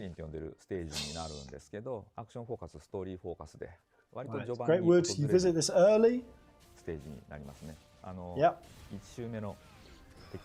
You find these small enemies there on your first playthrough. You've got a couple of squeeties, little squeetos. ファイナルファンタジーチャレンジの大きい特徴では、セットされている敵の They put in different freaking enemies. They've got little raptors. 1周目で登場しない I love this! 敵が新たに2周目で I 登 love 場し this! ますので、1周目とは But it is defined, right? So when we go into the new game, it's a defined new set of different mobs, ones that shouldn't be there, bosses that shouldn't be there, which, oh god, that's going to make NG Plus so exciting. So good. But I kind of thought it was RNG, what the bosses, new mobs and bosses be. It seems like it is actually defined, right? It's not like you're going to get a raptor and an iron giant and a freaking goblin. It's like weird assortments. It's 違ったバトル体験が楽しめるっていう内容 it's still outlined. 大森林のこの特徴的なところで言うと、 There was originally a wyvern mid-boss. ワイバーンが中ボスとして登場してはいたんですが、ファイナルファンタジーチャレンジだと、Yeah, this is what I saw up to. They put a chimera そ in. のキマイラとワイバーンではバトルの中でのその攻略の Chimera and a couple of raptors. Yes, totally different strategy. 難度の起伏とかも大きく変わっているので、そういう意味でも新しい体験ができる。 Twists and turns are different. キマイラの特徴としては炎を吐く。 We are looking at 2023 Game of Year. Highly possible, man. Unless Zelda steals it. 氷属性、様々な It's gonna be this or Zelda, right? 魔法攻撃を放ちつつ、高火力な物理攻撃。 God, I hope our expectations are right. 物理と魔法か。 Also, I just want to say for anyone on Twitter who didn't get it, because I had quite a few people calling me out and even DMing me, saying, Pez, you are the epitome of a fanboy who overhypes a game before it comes out. Yeah, so I won't deny this. I like to get very, very excited and raise my expectations through the roof so that if it doesn't meet it, I'm soul-crushingly defeated. But when Clive, Ben in his recent video was asked to say it's icon time, and then I posted that we should all calm down, this ain't going to be as good as Morbin.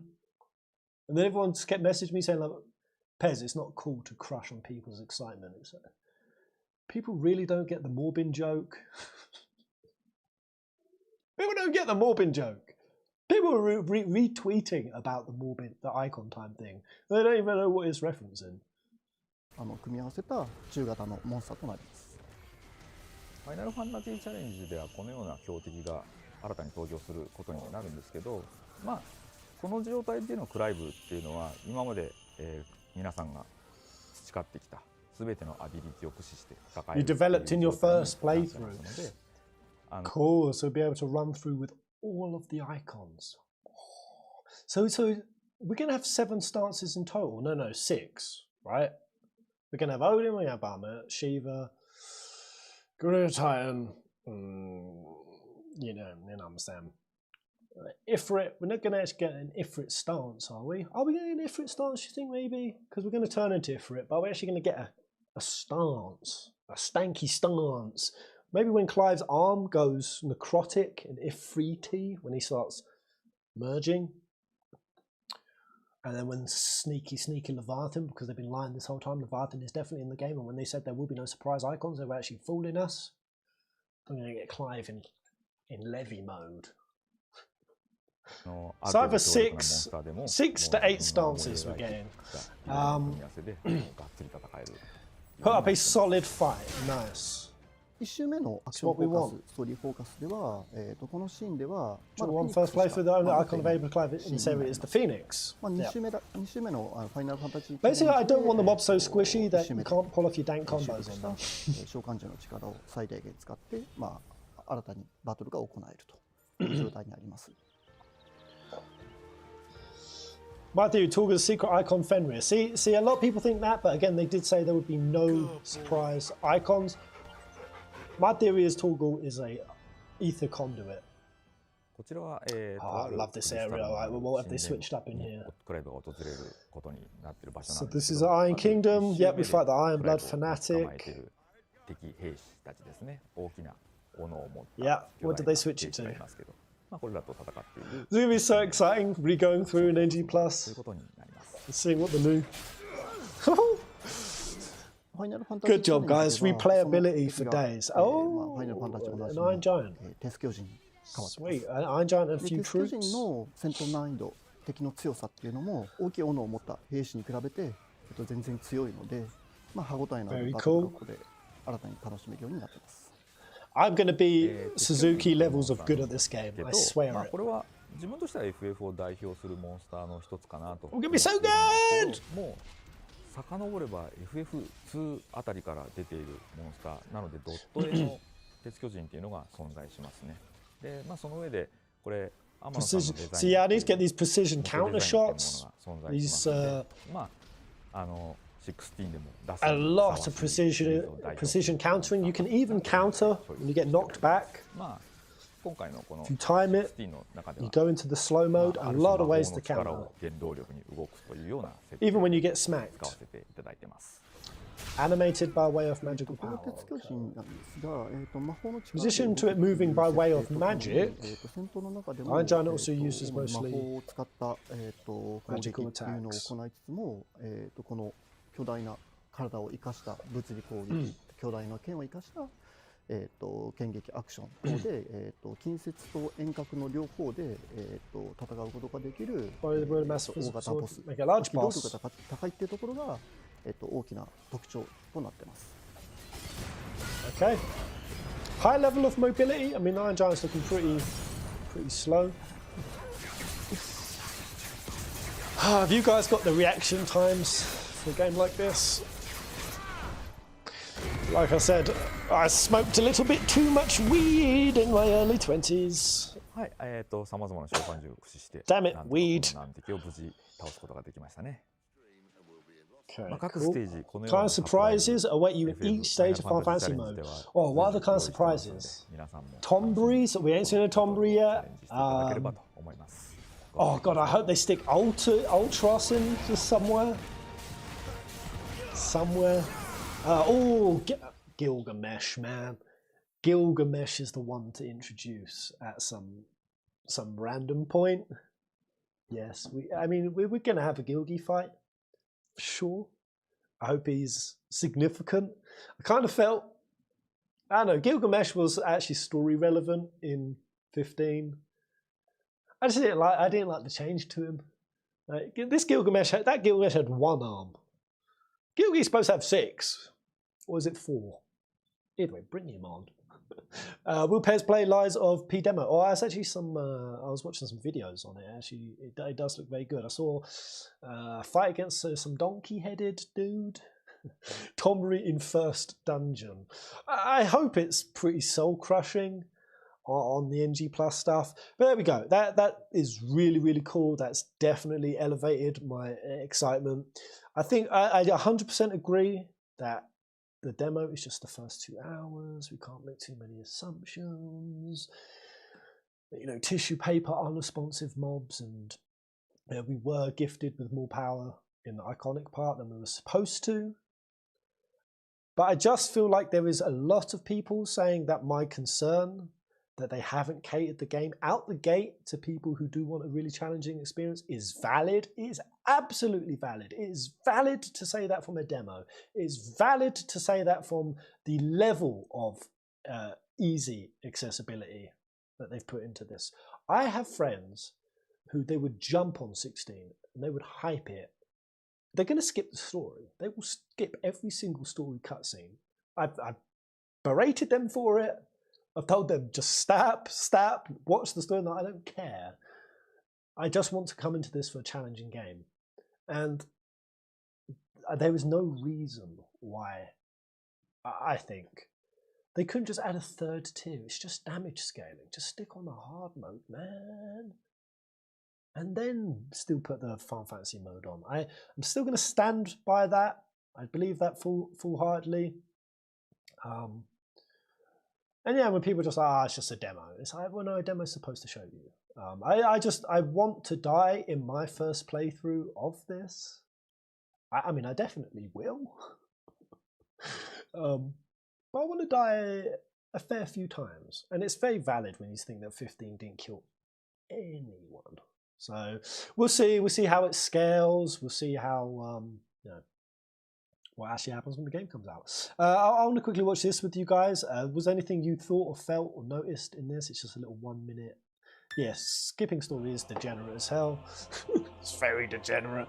And playing Final Fantasy games with your headphones on and the song muted. The sound muted because you're on Skype to your mates or Discord. I caught a few of my mates doing that. So I was like, oh, what do you think about the music? I'm not listening to it.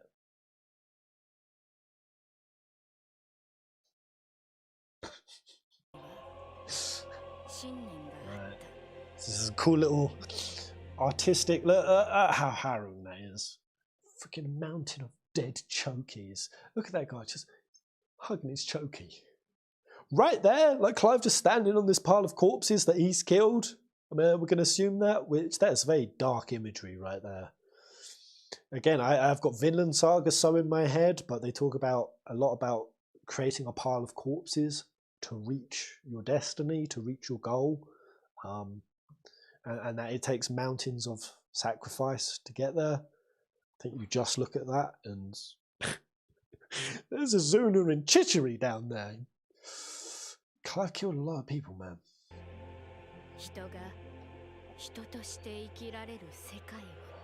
This right here, this is very dark. We see some of these. When Jill and Clive go to a town, we see a bunch of these bodies just strung up. And I think this is what's happening. If anyone helps or aids or bets Clive or Jill in any way throughout the story, this is what's happening, man. This is some medieval nonsense right here. You know what I thought? I paused it on this scene and I sat and I thought, God, imagine being teleported back. Imagine getting isekai'd or just sent back to medieval times and seeing all of this. You just be like, what the fuck is wrong with you people? Come on. It's so gruesome. It's also what happened to Arden in 15. We had imagery like this. Look, some of them hung upside down. Kid over a dead mother. And I guess this is also them making the pilgrimage to the crystal. Just harrowing stuff, man. Look at the faces. Look at the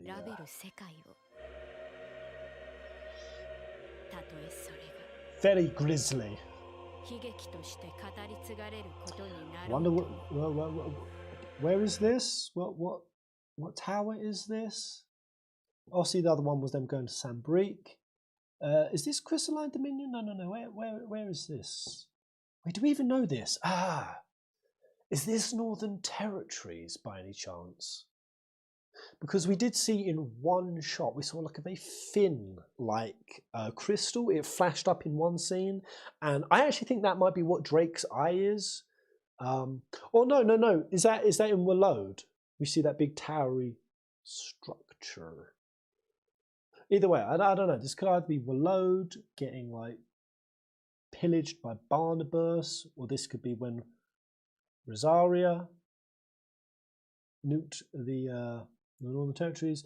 The Crystal Tower. Well, I mean, this kind of philosopher here, like you see him on the left, kind of holding this symbol. That's a very Greek philosopher look to me, which, again, Celsus, the Greek philosopher who we spoke a lot about the demiurge and the mother Sophia.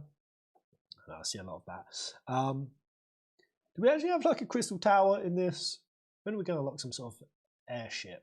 Do you think we're going to? Again, we're not set in a technologically advanced world currently, but there was one previously. And in Type 0, you had to climb the tower. You had to go in with Kate. You had to do 100 like floors of just nonsense. It was so hard, so hard. I just solo ran it with Kato because she was so quick and mobile.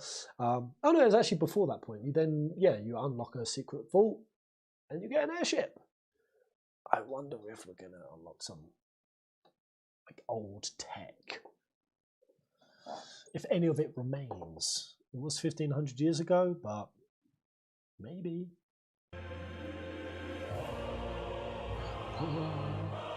Oh, and that right there. Even that shot right there kind of ties my theory a little bit. I know this fight will be happening. You know, Bahamut versus Ifrit. Do we actually see it in the game? Obviously, we see Bahamut versus Odin. But yeah, I mean, Clive is definitely going to obviously fight Dion.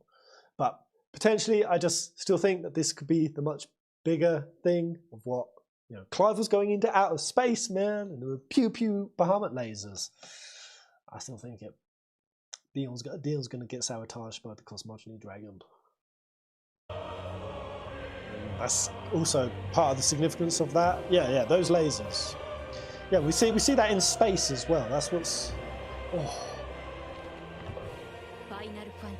Oh man, go back to that choir. That was so juicy.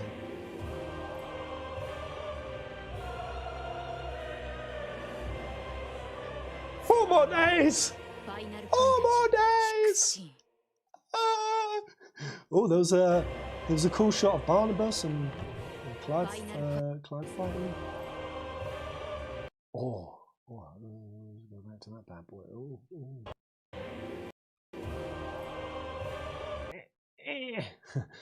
Yeah.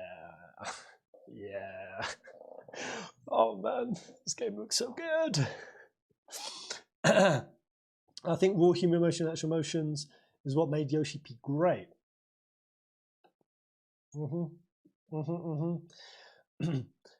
They rely so much on crystals, they seem to have no concept of technology, which just makes me curious if we will come across any technology and what that might do or look like. Well, how am I bamboozle? I want to know more about Dion. We know so little about him. It's this shot here that just makes me curious. Is this actually over Sambrique? What is the crystal that is evolving out, like sprouting? Where's that shot? I'm gonna mute this so we don't keep hearing it. Alright, that. Where is that? Is that crystalline dominion? That's happening. Obviously, we see a lot of water. We do know it's situated there. And I've long had the theory that, you know, they've been researching into crystal tech and how to use the ether. I think the demo was suggestive of it as well. Or what was suggestive was in Sambrique, where we saw crystalline dominion forces over there. I think that's where it was. I think Sid and Clive and Jill, they're like, why are these things over here? The crystalline dominion was supposed to be this United Nations fund. They've actually been doing some stuff, but that looks like an awakening of something, right? I think that's after we've destroyed all the crystals, or we're about to destroy the last one, and yep, the cosmology thing is about to explode out, turn into something big, juicy. Maybe it's a protection thing, and we're actually going to have to climb up this crystal into the top of this, and we're going to have some final like crystal realm fight or something. I definitely get the vibe of hair. It's like the mother dragon awakening, goddess awakening. Oh, I don't know. Why this is a very cool shot. The Moon Gazer song. Was the red dot in that last shot just then? Oh yeah, it's still there. Just It's hard to tell with the sparks. All right, so there we go, guys. I think that was everything kind of newish in terms of videos. There is going to be a day one patch. What was this introducing? It will fix minor progression issue, a few text errors, and a rare bug which caused the game to close in very specific circumstances. It also helps to optimize performance of the title, promising a sturdier frame rate throughout. I think there was also something about getting rid of motion blur. That's going to be part of this patch, which a lot of people just, thank God. I think there's something as well with button configuring has been added, mapping. The motion blur didn't actually bother me, but people were getting a bit sick, so there will be a little day one patch, but it's pretty small and it does do some pretty good things. So happy days, happy days. Square be listening to feedback. Missed one, Pez. Ooh, what is this? So have a look. What have I missed?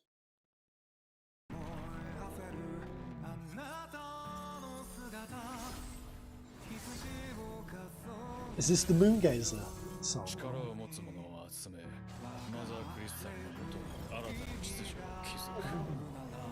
Ooh, okay.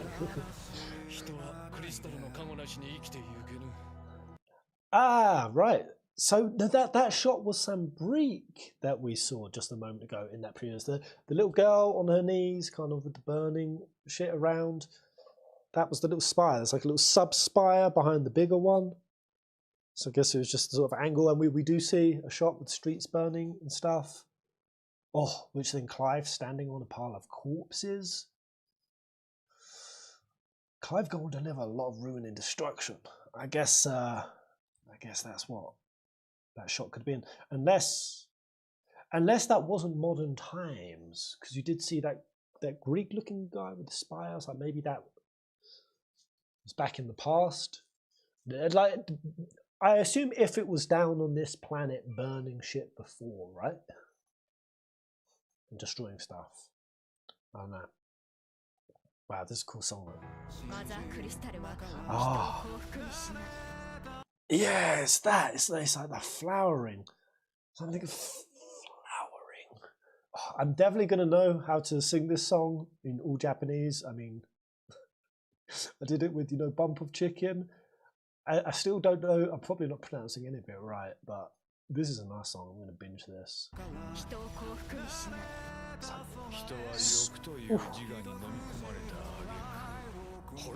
Oh.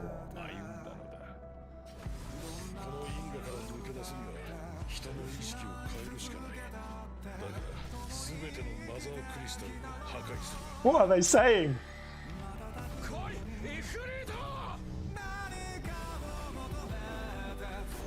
Man, there's some cool shots in there.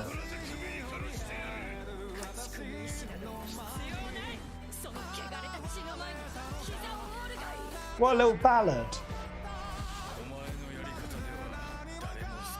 Oh, Dion, looking mournful.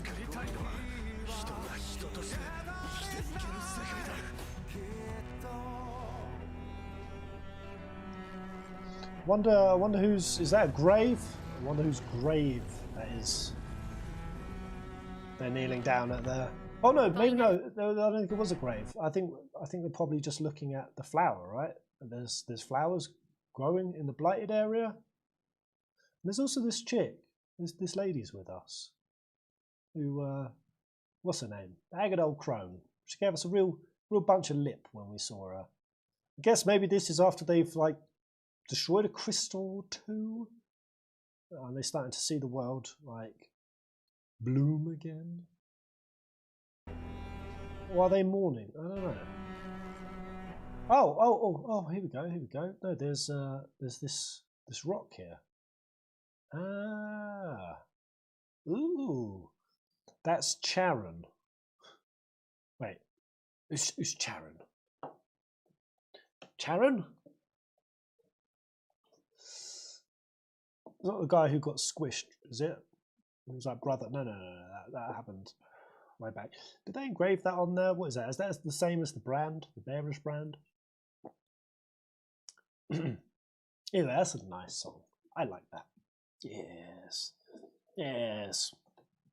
For me, I do like those kind of Japanese emotive little ballads. Are there lyrics? Gazer, lyrics, FF16. Moon gazing. What are the lyrics? Let's have a little.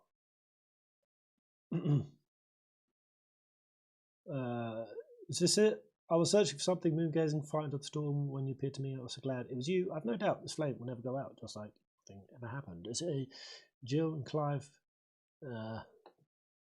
power ballad? Power ballad? It sounds very romantic. From the limited lyrics researching so far.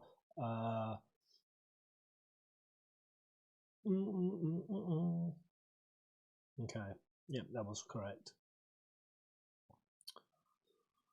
It's related to Clive and Joshua. Remember, brotherly love is a main theme of the game, and Joshua has always been introduced, so it could be them, it could be Clive and Jill. Yeah.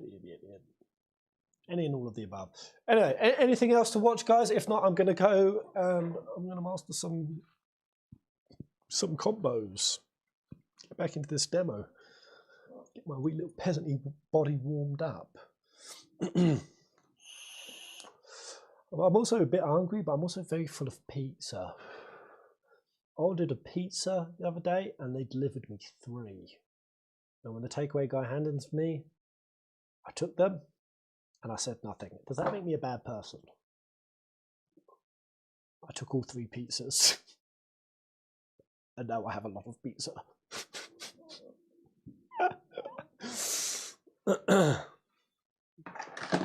Ah! Oh, my light. This is the one thing about my setup that is very crusty. I broke my proper light stand, so I've got to balance it.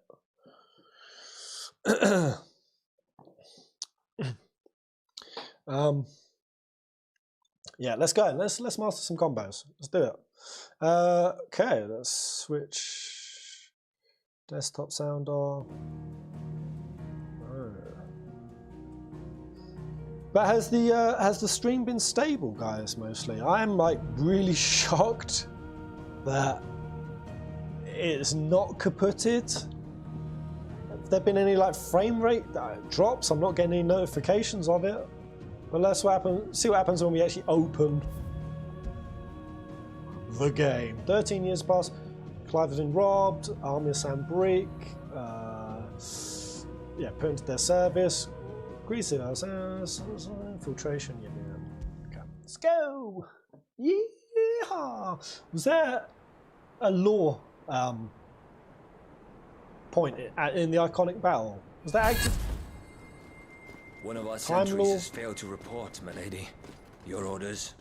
Alright, I'm gonna skip these. Garuf. I wonder if she's given powers to Garuf. But I mean, if Benedicta is able to create like 2 mini harpies, I wonder if those mini harpies were all clear, like fellow female assassins. Were there actually people behind it, or can she just externally create those things? There's no lore points in the iconic challenge. I didn't think so. Alright. Let's master the combos. Alright, so there's a few things I've learned. I'm going to try to nice trick. Practice them, which I haven't yet, but there's some wild stuff you can do in this game, yeah? What have I actually got? I've got 1800 points. So there's a double jump on here, which is very important to get. Increase the potency, so that's mastering, all right? So anything that's grayed out, get that. All right, jump back to William. If the jump evades an attack, counter potency is increased, can be used in midair. Okay, so yeah, we want that. Summon a projectile. So wall of liquid flame. Yeah. So how does this work?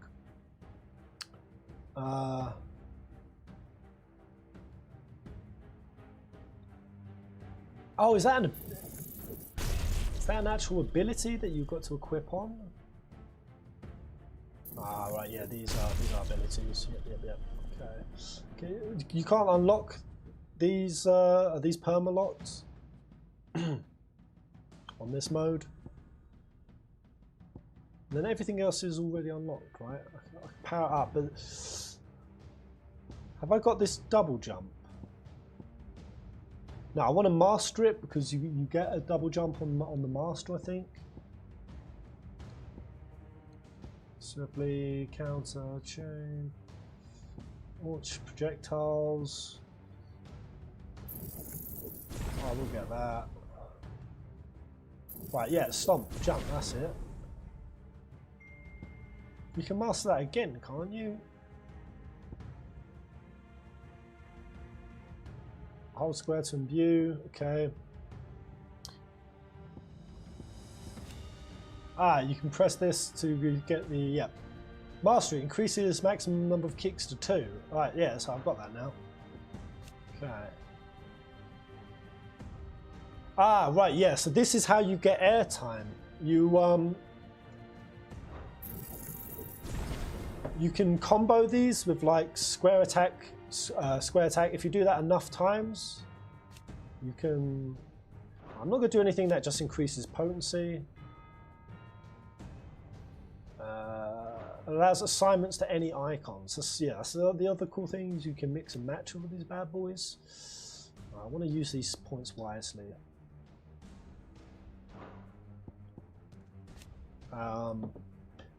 Execute precision dodge. Extends the trigger window of it. Okay. Increases lunge distance. Ability post increases with distance. Yeah, this is the really cool one. The more airtime you get, the spicier it gets. You might want to charge blade to start the juggle. Blade charge. This one. You might want to master charge blade to start a juggle. Which one is charge blade? Have I already got that? Burning blade, swift. Yeah, anything that allows for the juicy juggles. I think I've got all of the stuff I want to do. Then view. The others are just abilities. So, you know, if I just upgrade all of those, right, that should be it. So, in terms of actual layout, certain iconic abilities you can do on jumps, and certain ones are grounded. Icons and gear. Let's take this shit off. Right, wind up. So the upheaval is the more airtime you get with that, the more damage it does. That's a really good one. We'll take that precision node, titan block of coast to coast, and what's Rook's Gambit? So Gouge and Wicked Wheel are pretty good. Deadly Embrace you are able to get your airtime with, and Scarlet Cyclone is really good for mob clearing, but I'm going to try a Heat Wave. So you have to time Heat Wave when an attack comes? Yeah, when a projectile comes, so we'll dunk that. I should have taken these off as well. I'll take my weakest weapon as well. I want to be as weak as possible. The Titan parry ability is also fun to use. Do I have to master for that as well? Well, hopefully, that's the thing with 16 is mobs don't respawn, do they? So you can't. Farming doesn't really seem like it's a thing. Oh no, because you can go back in and redo levels, right? We should start with the actively dungeons. through the game. Maybe holding the bearers there. Sounds plan. As long as we keep ourselves on this side. And also, you've obviously got hunts as well. In here. To power up. Yeah, so Heat Wave is only on projectiles. And you're gonna give up? Sid, this gate. So this is really cool. I'll just basically, you know, you do a really big explosion. If you time this 4 times, it's hard to do. Ah, I missed the last one.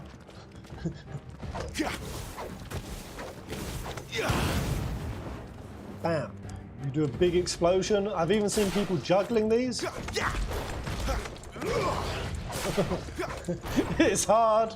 It's very hard. But basically, if you do this 4 times, the last one is a big explosion, which sends them.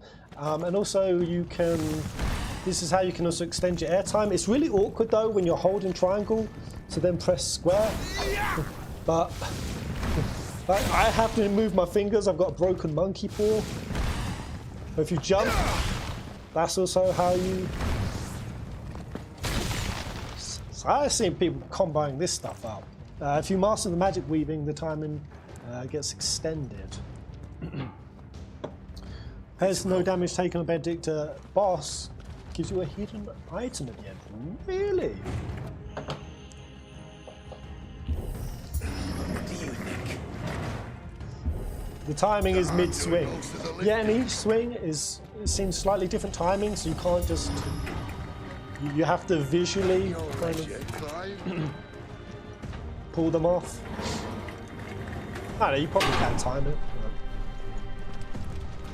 You can change the layout of the control. Yeah, maybe, because I don't know how you can hold triangle and press X at the same time with your thumb. I mean, it's...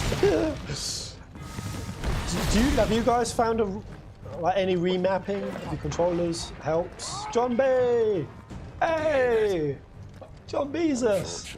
Hello, man! So good to see you. Right, so what do I want to try? I want to try airborning someone with... How do I immediately just airborne? Obviously you can start some of the airborning with dash up. I'm gonna have... What? Good news, lads. Go on, boy. Your search is over. Airborne them for me, please. Walk, walk. Don't let them get away.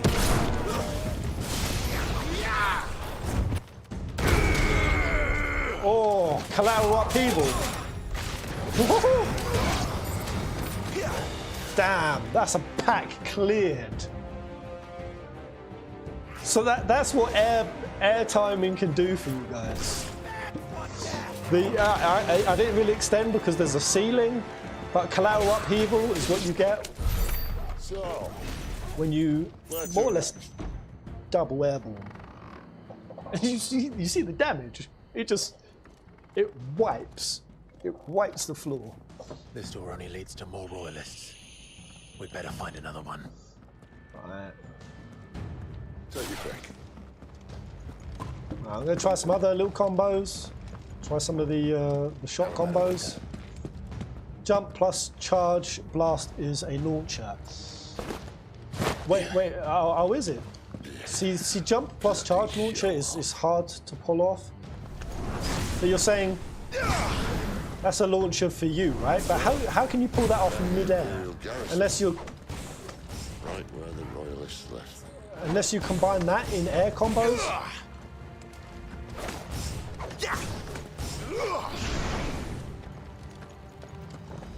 Or when you're in the air, do you get the power attack sooner? Try it.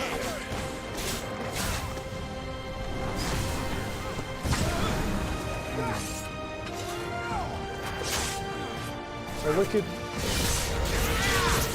That's always good, an easy one. Just wicked will into higher. Wake wins. Wake wins.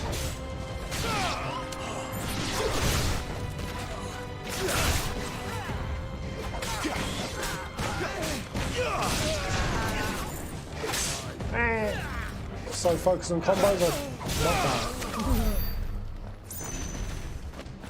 Alright, you get little bits of health from the floor. Pez, go for this challenge. Beat Benedict with only Titan Block, Gambit, Heatwave. Try no damage. No damage on Benedicta. I can do it. Come, Titan!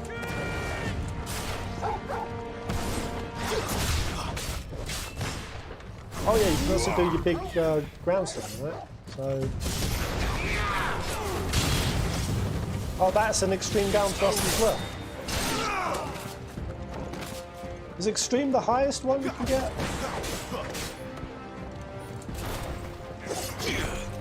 I'm gonna try this. Oh no, it's only on projectiles, right? I don't want to be that guy, but it's very dark. It's very dark. I don't care what Koji Fox says, the game's too dark. Man, practicing this guy. Right, so how can I launch this fella?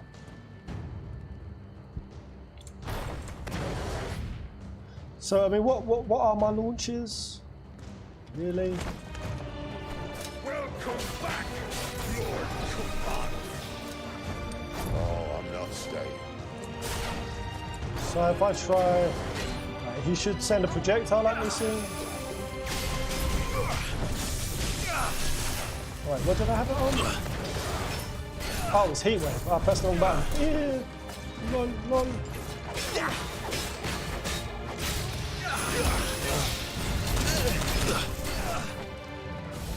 No. No. Oh, okay, that was that. Oh wait, so I still got hit by some bits.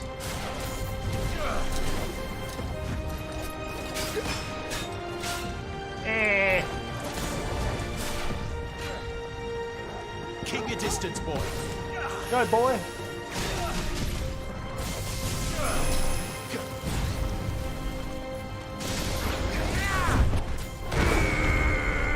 It's too easy a combo for this guy.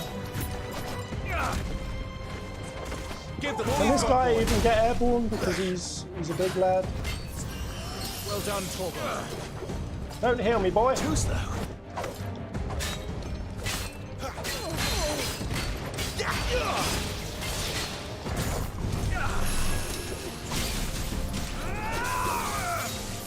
Not this time. Ah, man. Timings on those combos. Ah, he dodged out on the last one.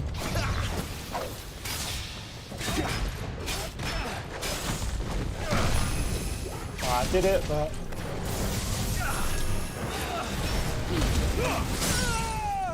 Oh, wow. Still take damage.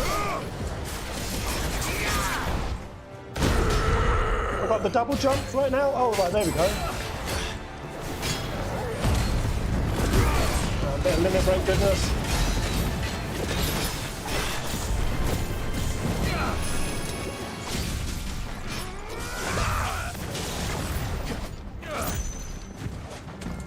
Okay.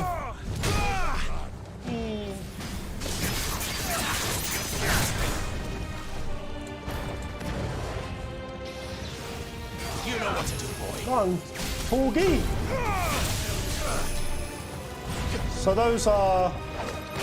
You still get hit. The counter doesn't end if it's an extended magic attack. Right, so times block, right? This is... If you time it... Oh. I'm sorry. Yay! I get to go again. This brings joy. So this guy can't be launched, I'm assuming.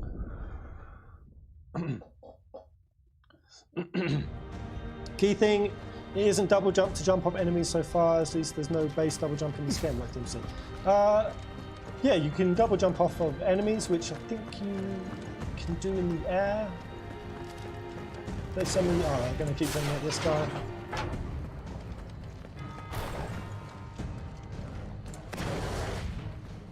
Where is he?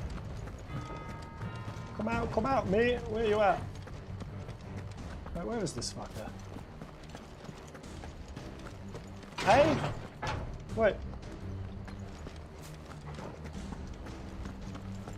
I'm confused. Where's the boss? Oh, I need to run back. Oh, okay. What folly is this? So can I... So I do need someone to jump off the door.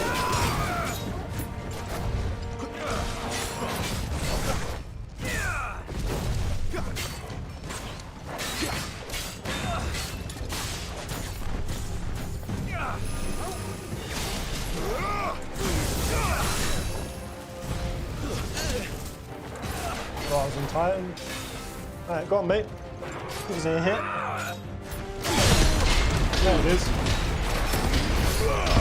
Big juicy.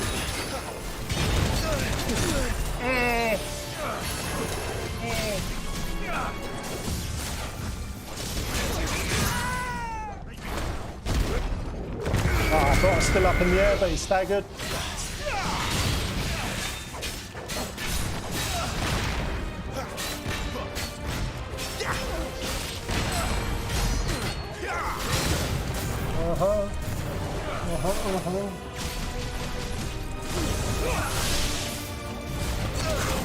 Oh, I hit so hard.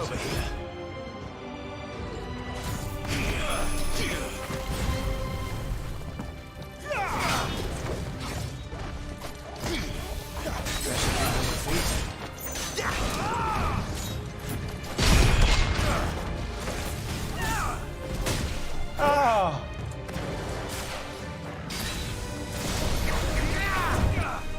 No.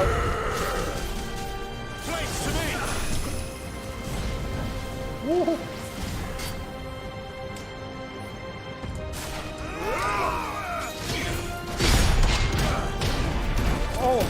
Oh, see, I could have juggled him then if I'd have timed that right.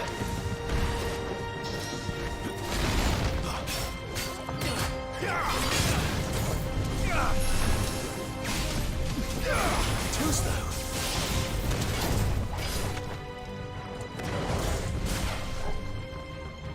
Don't let them get away. I'm gonna die.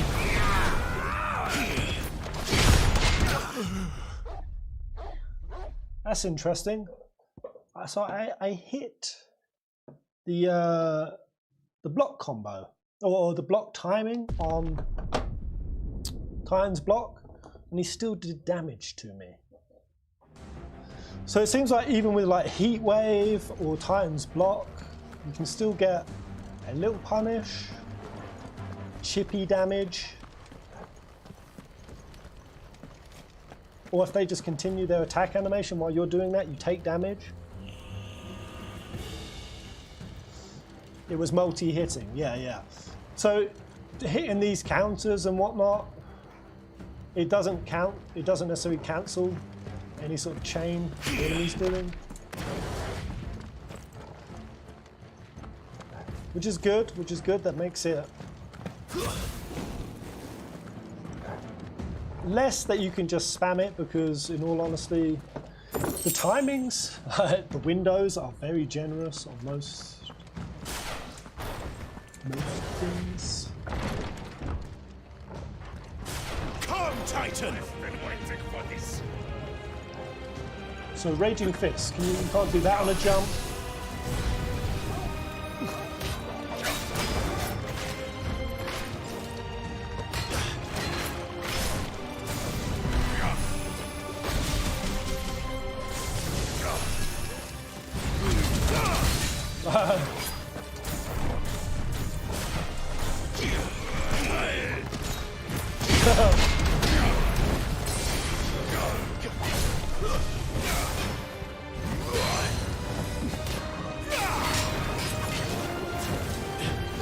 Not this time.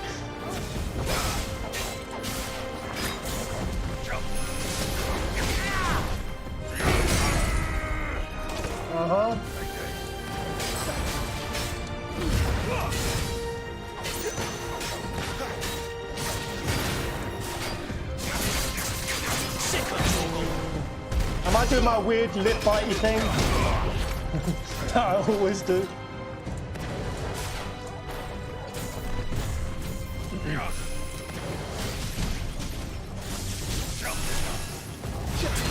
Oh. Oh, that's how I can get some airtime as well.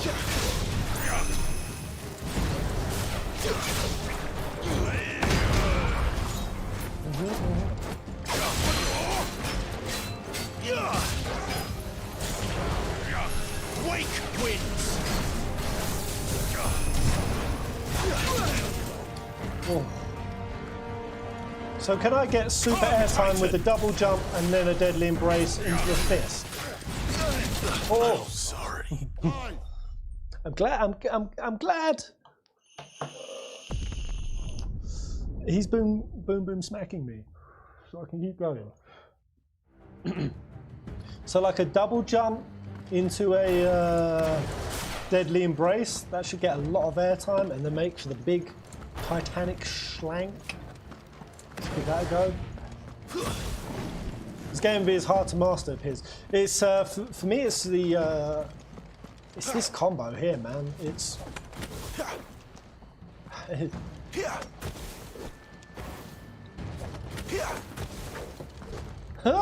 it bugs my brain out.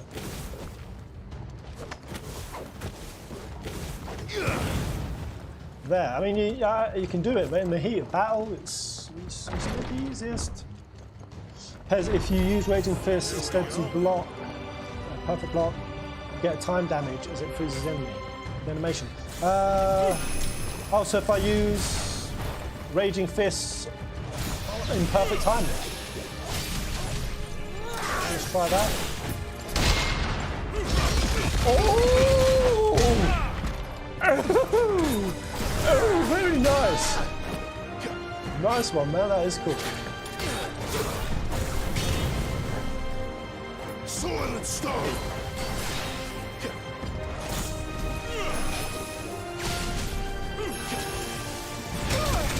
Ah. Two style.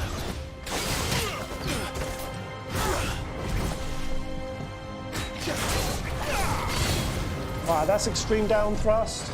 That's good, it's good. Ugh. Just come in, mate. I just want to practice combos. I don't want to go fuck over.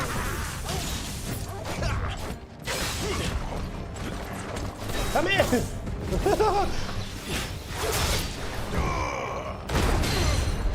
So that was only iconic strike, but I didn't get enough airtime on that.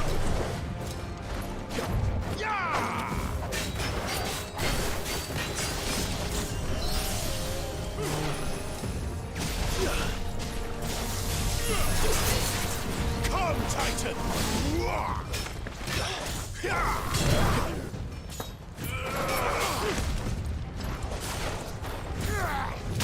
Oh! Now, what else we got? What else can we do? What else can we do? Give me Wake wind! Oh, there we go. Iconic punishment.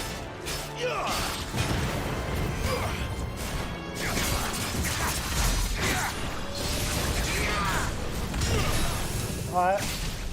Not bad, not bad, not bad. Oh.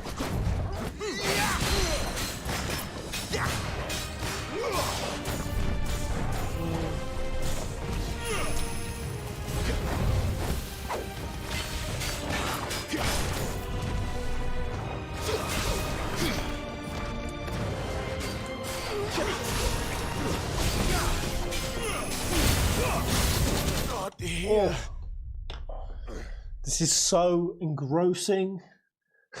Doing the combos is very engrossing. It's cool. It's very cool. There's a lot. It's a lot of very niche, juicy little things hidden under the surface. You can use Guru's grabs for quick hits. They can attack very easy. So I mean, like the detail with Raging Fist having a counter to it. Ooh. How do you read these things?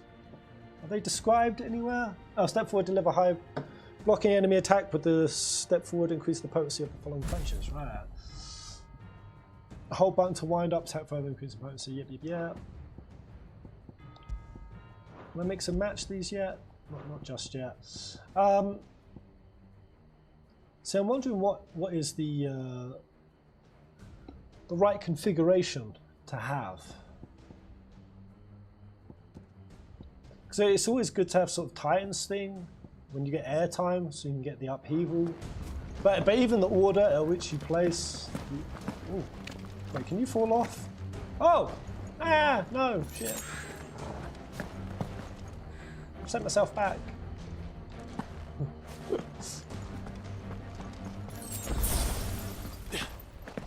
Yeah, like the order you lay the summons out, and a lot. some They're everywhere. mobbies.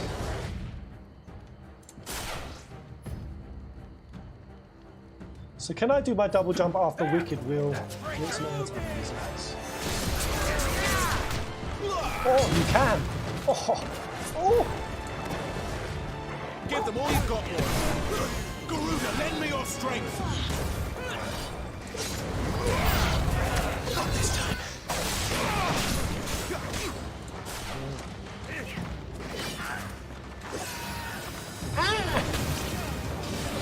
Garuda, lend me your strength. Let's try a big combo on this guy.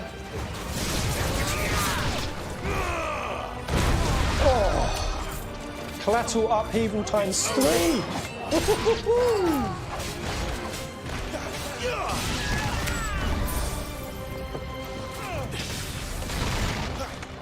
That's how you get some of your airtime as well. It does shoot you back though. Hold on, mate. Take it easy. Ow. Can you put another icon ability to different slots? Yeah, so you can mix where they go, and then you can also even put some Garuda abilities within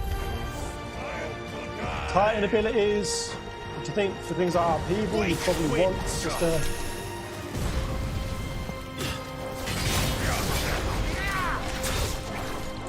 Oh, should have done my down slam. Slam there.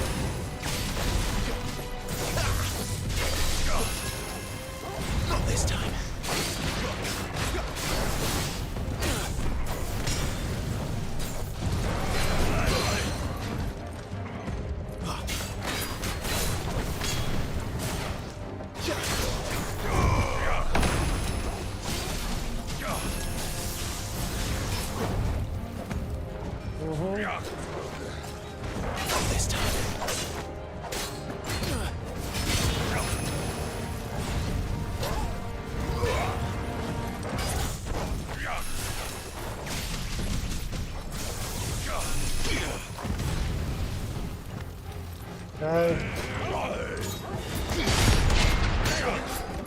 So why did... Oh, have I got attack to get the counter in properly? Maybe.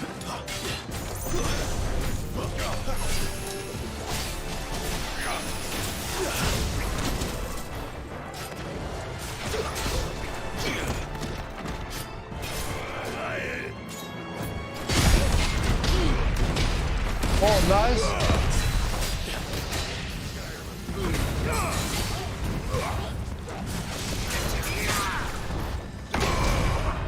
Oh god, that's a lot of damage. Oh, that's a lot of damage. Woohoo!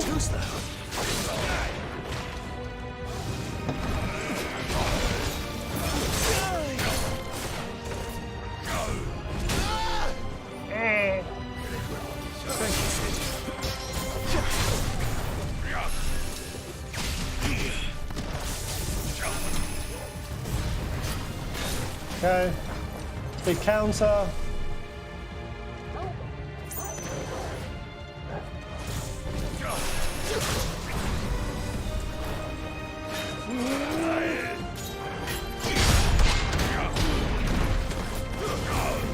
So I wondered if I could juggle up to him at that point.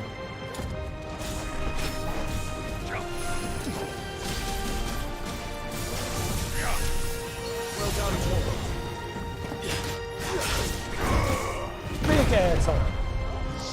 Woo.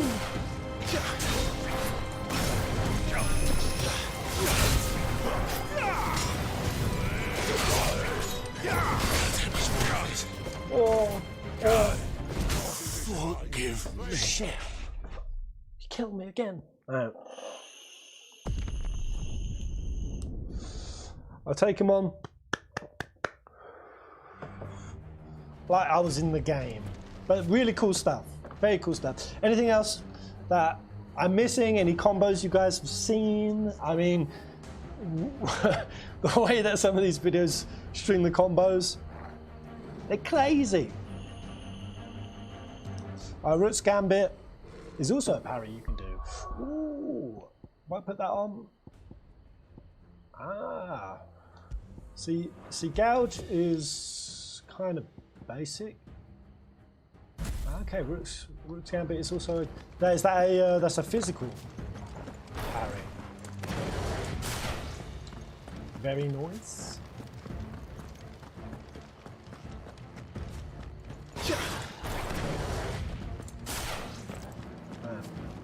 Let's kill this fool with style and class. Put it all together. Charge, melee, attack and jump. Oh.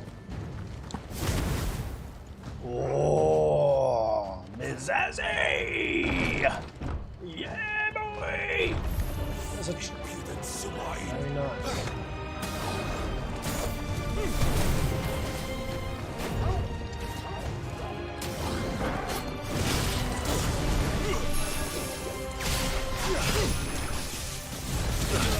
Ah, my face!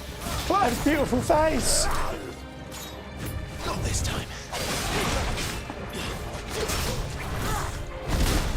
Ah, fuck that up.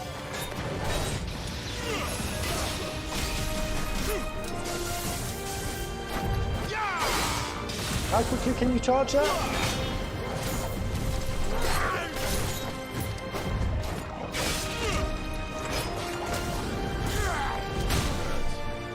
It's very hard to do these charge attacks.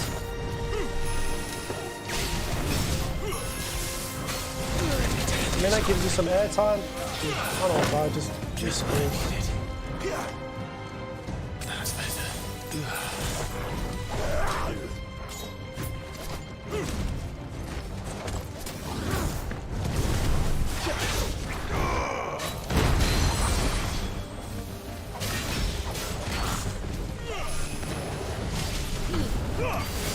So you don't actually have to.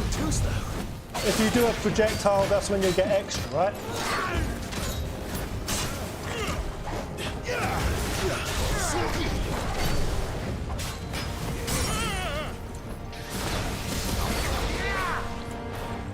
Oh, so Rook's Gambit as a counter.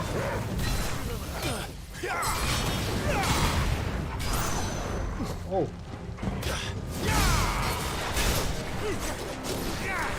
Oh, Rook's Gambit, you can do airborne as well. Very cool, very cool.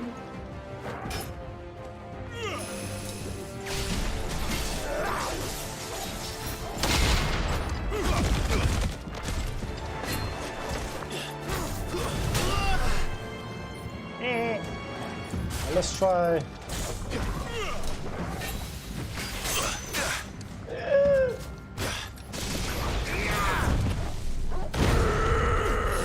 That get him?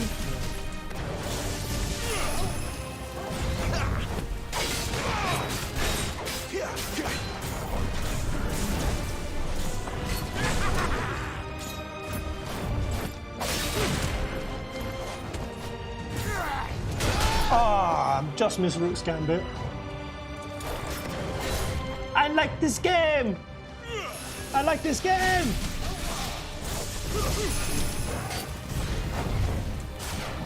Right, let's try. Oh!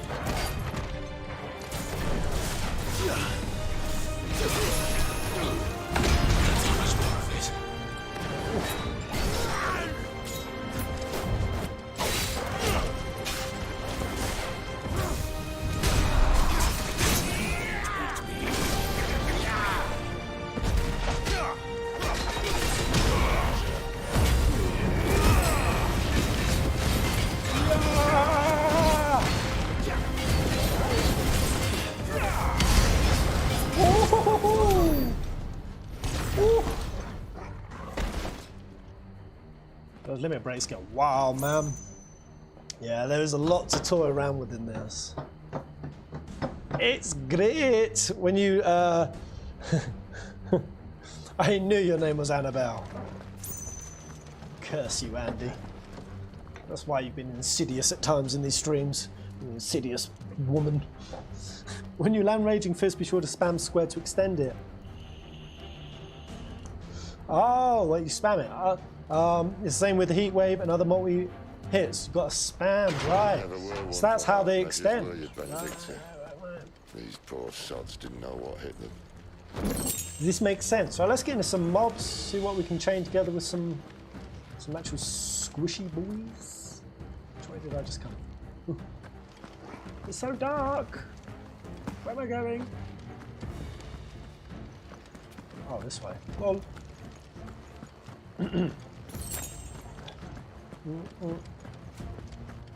All this bloody running. After them.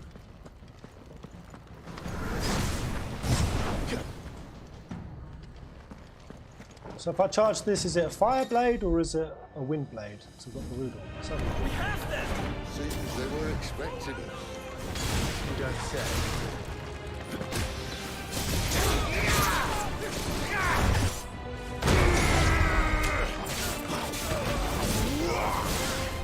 That's enough. okay.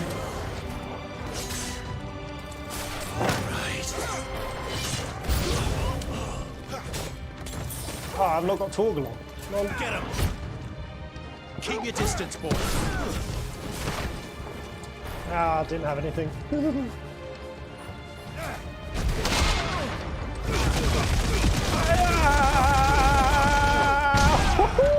Wow, that does extend. Oh my goodness.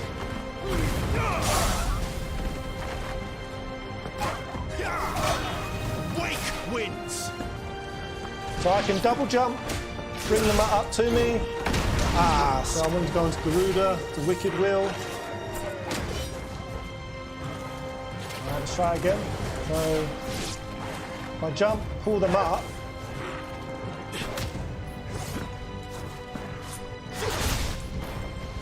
Ah, why did I switch? Why did I switch? Right, come in.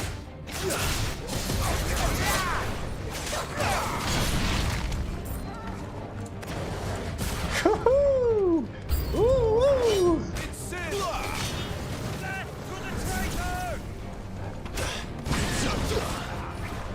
I died. Come, Titan!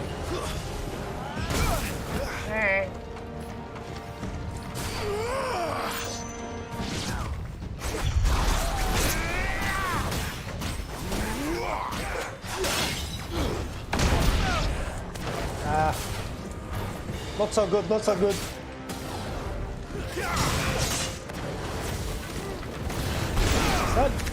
Does this sword give you airtime or not? Have you got to go? You've got to jump.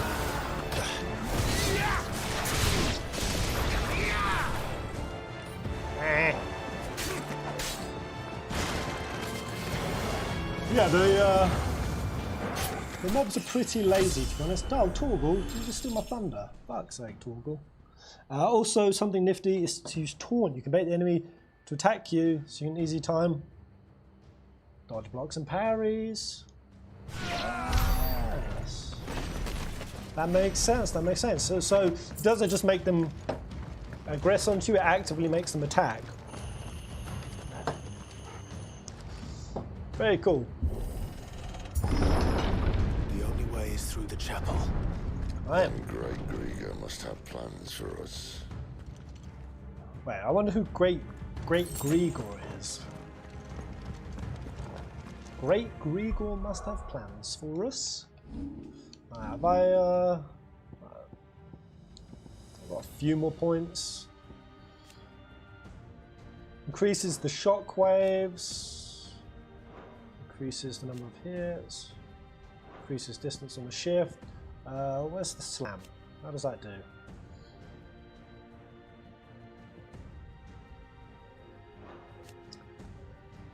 Alright, that's the just allow you to go to anywhere.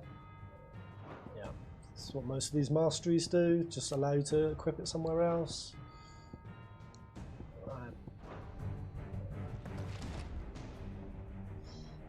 Isn't that the god that Sambrique believes in?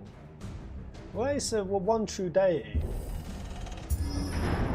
I think that's Great Grigor.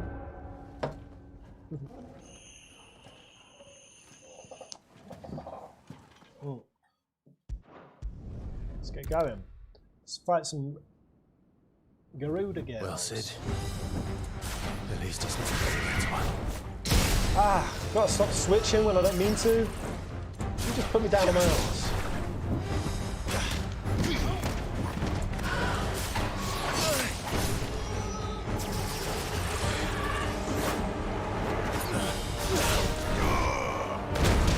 Give them all you've got.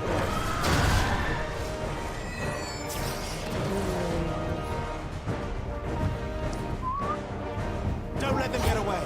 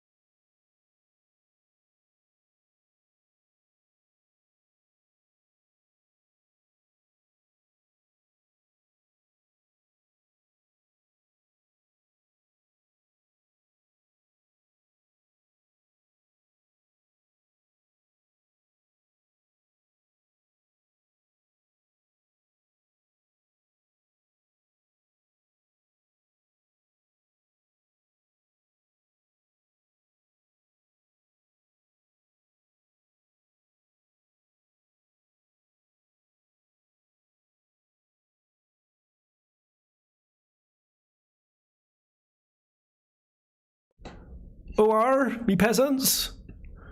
I think my USB-C just kaputted. Took everything down. My camera, my mic, everything. Oh no. You guys can hear me now? Wow, I'm coming through my Mac now. How awkward indeed. We knew this smooth stream was too good to be true. I mean, up until that point, was it all very smooth, guys? Was it all juicy? Did it all look okay? Let's see if I go back.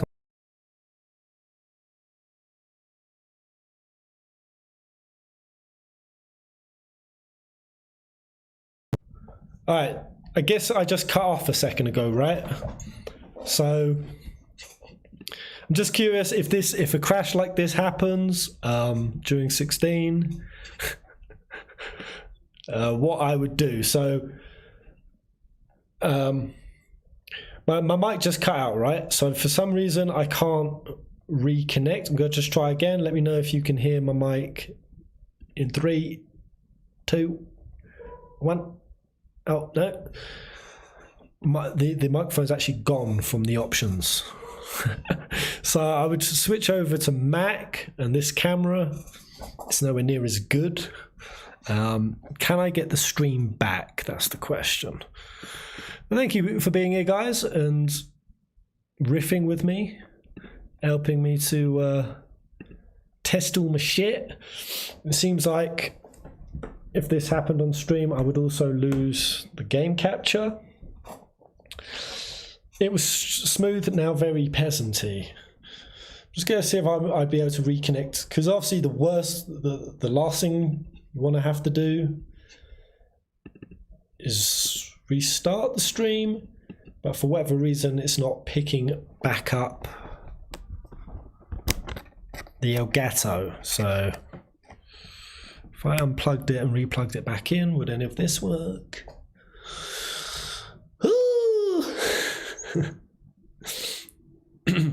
But I mean, I lasted 2.5 hours, so oh happy days. Just Right, it seems like at this point the Elgato wouldn't want to reconnect, which would suck, because that would mean ending the stream. But yeah, anyway, I mean, you guys get the idea. I don't know if that at all. I mean, most of you seem like you already know the combos, but your counters, your blocks, your air extenders, what builds on extra damage, which ones operate on parries, which one operates on projectiles, and the way you can string it all together. Many wombo combos to be had in this, and it's very fun putting it all together. I hope I get to that point where I'm proficient, because at the moment I'm at that stage where I am not really great at combos and combo chaining, so it actually takes more focus for me to do them. Then I'm actually focusing on the boss, so I'm definitely going to get killed a lot trying to look stylish. Yeah, that's going to happen. But I mean, you also, you know, in any combat system, you end up carving out, you know, the stuff that you like to use. I'm going to quickly see if I'm able to reconnect the webcam, if that would go back on after a crash. I really thought I was home free, guys. I really did. Right, let's see if this reconnects. No. So that would crash. It wouldn't be so bad because I could back it up with just the Mac cam, but it doesn't seem like I'd be able to pull the Elgato back on. So we can just hope that that was a minor blip, and one that we won't experience much when the game actually comes around. But yeah, I'm going to leave it there, guys, because I have to end the stream anyway. But I got what I came for, a little riff on my final thoughts, final theories, got some vids for you guys. Check in, see that you're all hype as hell. Thank you ever so much to all of you guys who just dropped some schmeckles. For a random stream like this, that was more just to test the layout. But before, obviously, without this layout, you think the stream setup is like pretty clean and decent enough. Thank you so much, Novus. Tambourine, the Contextual Gamer twice. Yeah, thank you guys. We had a nice few little follows in this stream as well. Yeah, Joe6 Cloud. But you guys been hearing about this new streaming platform that's kicking up? I think it's called Kick. So my mate was telling me about it the other day. He was saying you can gamble on it. Apparently it is a bit smutty, but I think it's had 100 million pumped into it. And I've been seeing it trending on Twitter for days. A lot of people saying that Twitch is kind of dying and to go over to that. And I'm just like, should I make my second part this new streaming platform? Some people say it's going to be the next big one. I don't know if you've heard of it. You should do more streams like this before 16.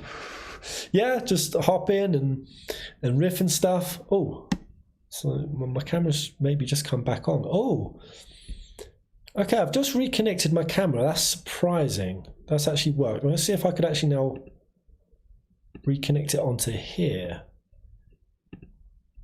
because it did just reconnect in the imaging edge. Let me quickly try something actually. If I just put this down to, yeah, I mean, what kind of streams would you guys be up for over the next 4 days? Oh yes, that actually worked. If I switch it to program auto, now if I switch it back to movie mode, it's a really annoying thing you've got to do with Sony cameras. Okay. I managed to get my main camera back. It's just a bit disappointing about the Elgato. Let me try it one more time. I like watching Twitch. Yeah, I mean, some people still really prefer it. I think he also said, my friend, that they took down the multi-stream ban. Twitch had it where you could only stream on their platform. Apparently they removed it or something. Not that I cared anyway. I was streaming on both regardless. I thought it was bullshit. That's why Twitch sent me a thing to become an affiliate. And more or less I read the affiliate agreement and they're like, yeah, if you become an affiliate, you have to be exclusively our little bitch. And I was like, no thank you. Kick is funded by gambling, lol. It is. It basically funnels people into gambling, and apparently I think some of the streamers that they endorse on there, they actually fund their accounts and they give them like more appealing win rates and stuff, so that it gives people the idea of like gambling can actually be like a valid way of making money. So it does have an insidious aspect to it. It seems like it's there to promote, pretty nefarious gambling ideologies. But I've always thought that gambling was a weird one anyway, because I guess that's just like direct, like poker and roulette and stuff. I always thought like people who crypto trade, or even people who pull loot boxes on a game, like how that ever fell into gambling. Like obviously there was that whole regulation thing on Overwatch about the loot boxes being gambling. Oh yeah, I wonder if I can get my mic back now. Let me see if I can get it. 2 seconds, guys.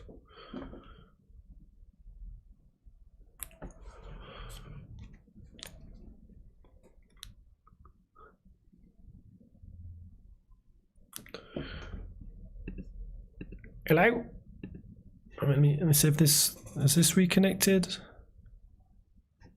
Oh, maybe if I do wait, where's my aggregate device? Ah, maybe if I go to aggregate device, that will be my...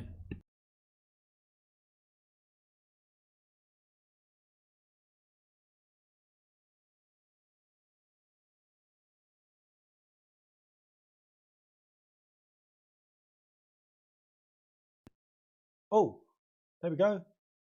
Ah, okay. I managed to get my mics back. Okay. This is a whole new tech layout for me, so there's a lot of weirds. Yeah, I can get everything back except for the Elgato. That's sad. That's very sad. Is it on here? Oh wait, okay, hold up. I can see my game in here. Oh. Well, that's just weird. That's just weird. I can actually retrieve it on video capture, but I can't retrieve it on there. What the hell?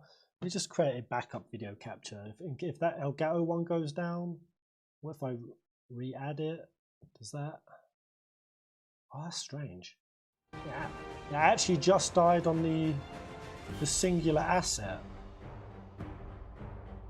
Right. Okay. Okay. This seems like it would be possible if the crash like that happened on stream and I wasn't ready to end it, that I could get all the assets back. It would be annoying as hell, and I hope it don't happen. Okay.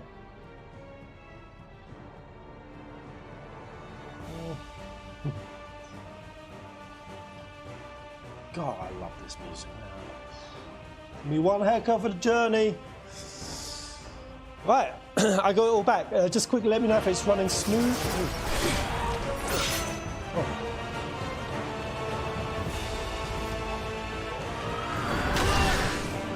Keep mistiming the blocks.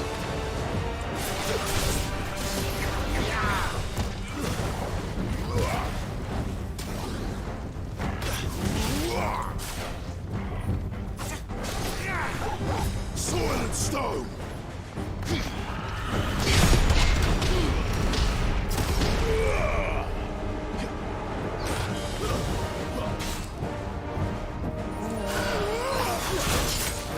I thought I could jump over her.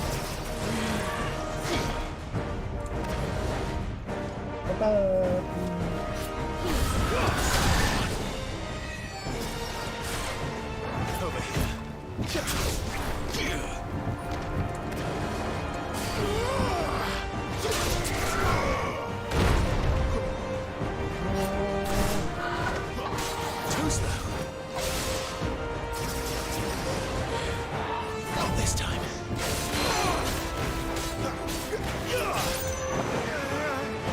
Go. All back. Okay. Nice. Let's do it. I love this QT. Oh, I actually failed. Oh, that's what happens when you fail.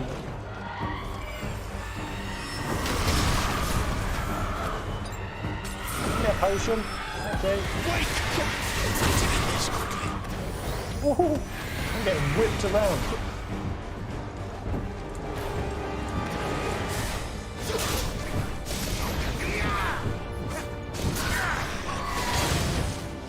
Oh, that was nice. I wanted being Titan. God, here. Didn't time that right. I want to do all of the things. This fight is great for learning parries. So, in terms of the parries, if you attack at the same time, right? Oh, you've also.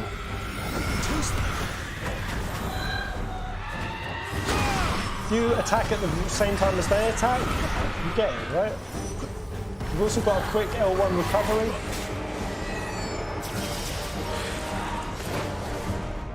Garuda, lend me your strength. Oh, there we go. So that was swift recovery, but you can go into counter time. So I with it.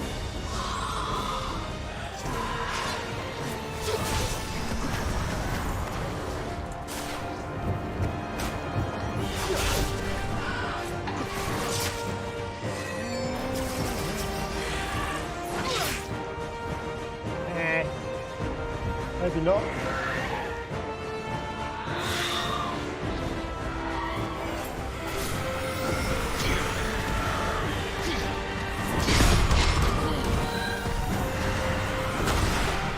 Oh man. Swift recovery. This time.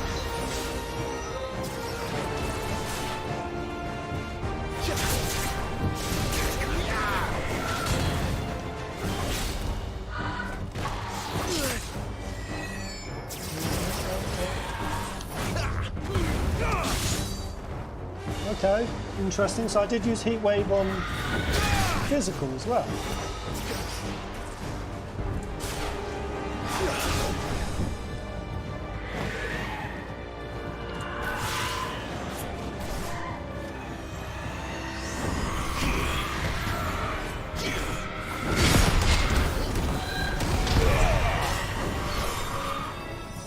Give me fire.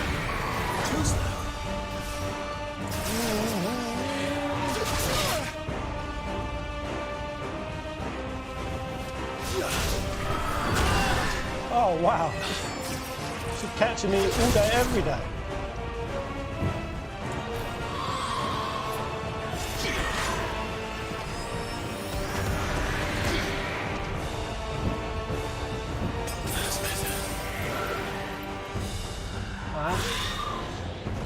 Juicy, juicy, juicy. Yeah, yeah, yeah, yeah, yeah, yeah, yeah.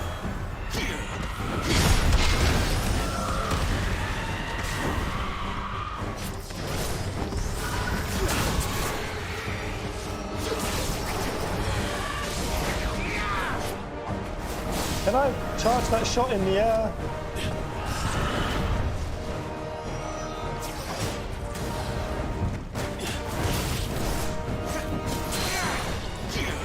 Ah. Right. Let's try a really, really high Titan slam.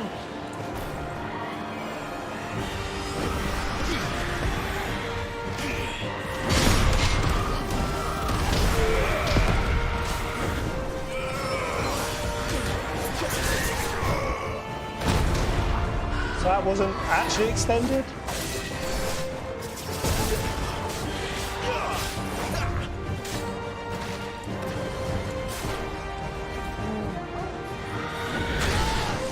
Oh, Root scammed it. Why are you filming?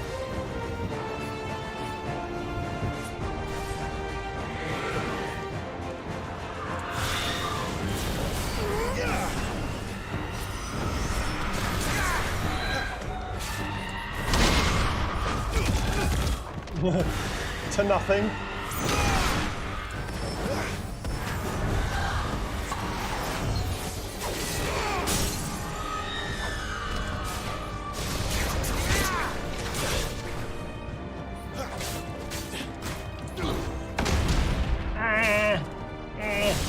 can't do all of the things. Lend me your strength.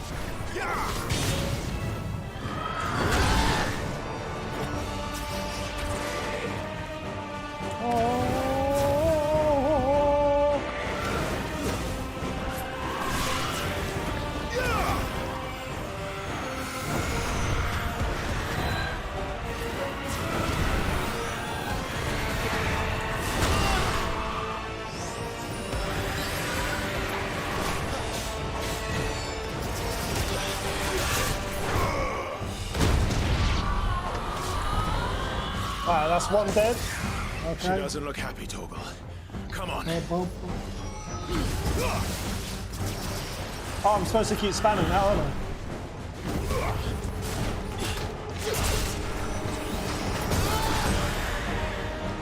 So I need to start doing some attacks in mid-air, I think. Oh, there we go.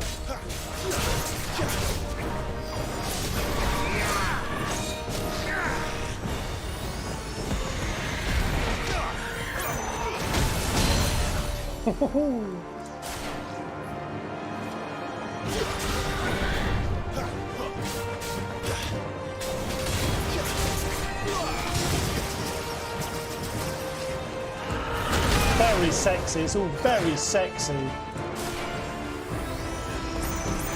Just what I needed.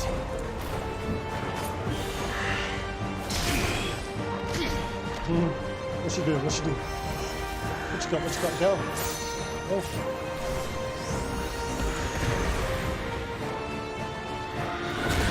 Squeaking out my bum. Oh. I don't know if I've just got surround sound on my headphones, but I feel like I'm I keep turning because I feel like there's an animal in my apartment. I keep hearing little balks about, and now I'm realizing it is Torgal.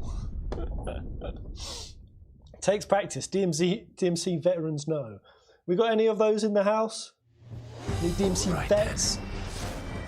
So it's taken me just back to Supano.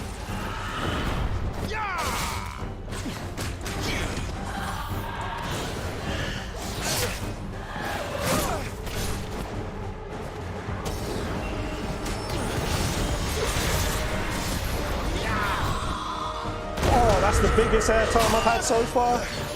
It didn't give me the sexy ones. Garuda, lend me your strength.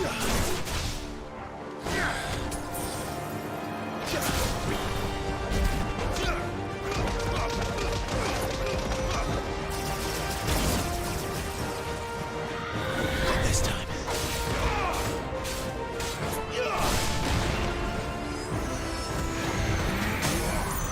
Alright, let's charge this up.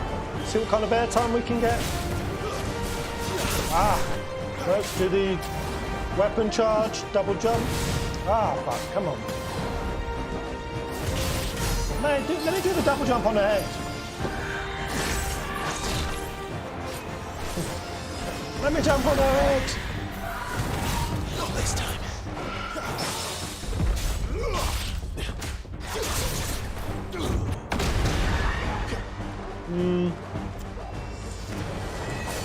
I know the combo I want to do. So I just tried to... Ooh! So I kind of did have that shot ready in the air.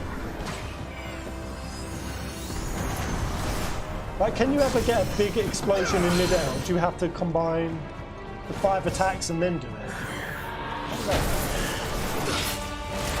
Not this time.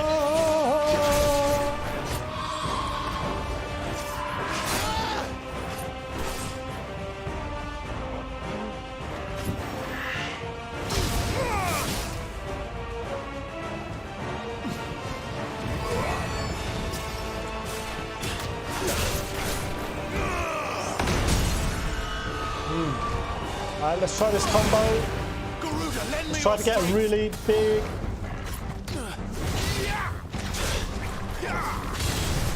extreme down thrust. There it was. Finally!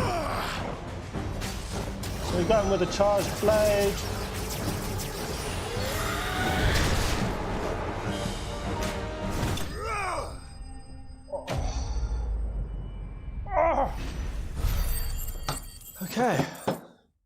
cool. Very cool. Yeah, there's part of the combos that I know that people do that when they were air juggling, you know, the bigger explosion, the triangle explosion that really lifts Clive up even further. How were they pulling that off? Were they just getting enough of the square triangle full combo in mid-air? And it's like, what? So if I airborne them, or if I go airborne, do a couple of strikes, claw strikes, and then come to a big sword, extend my time, pop. Stringing it all together is... There's a method to the madness. There's a science. Well, who we got up in the house? See, we've got 67 homies here. Hello, everyone. Who's there? Cooking Gay Bros in the house. Hello, mate. Shelby. Shelby came. Good to see you, man. Sid, are you all right? Do I look all right?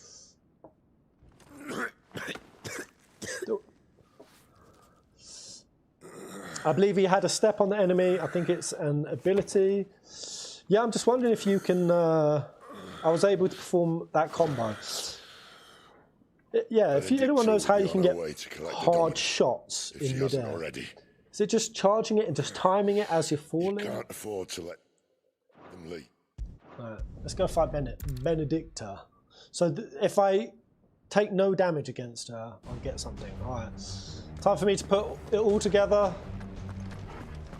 That's better. All right, we've got a few mobs first, right? Or is it straight into Benedula?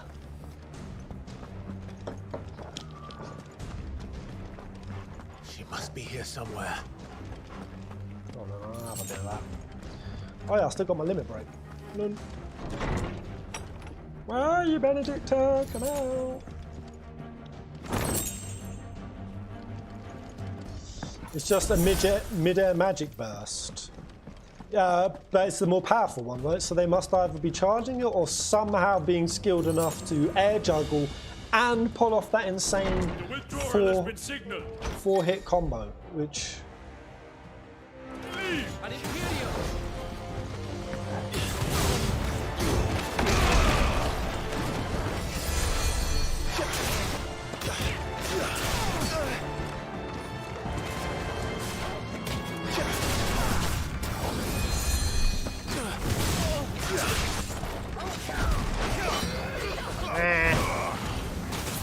Flames to me! Wake wins!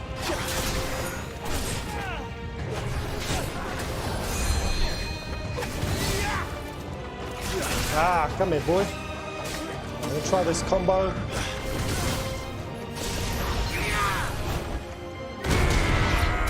Collateral upheaval, big damage, big damage. Kill finishers on the floor. Feels like the hardest one to combo into anything is the Phoenix stuff. The Phoenix stuff, none of it works in mid-air. Garuda, lend me your strength!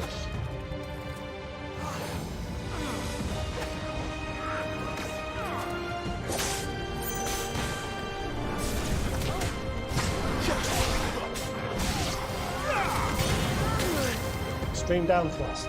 Okay, so if we go in.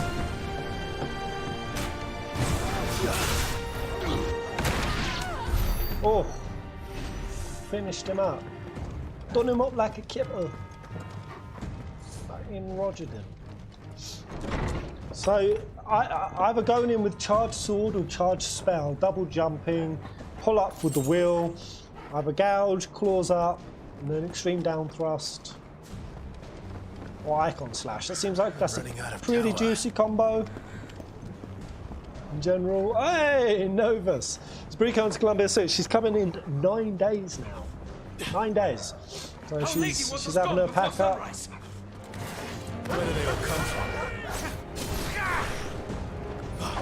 Oops.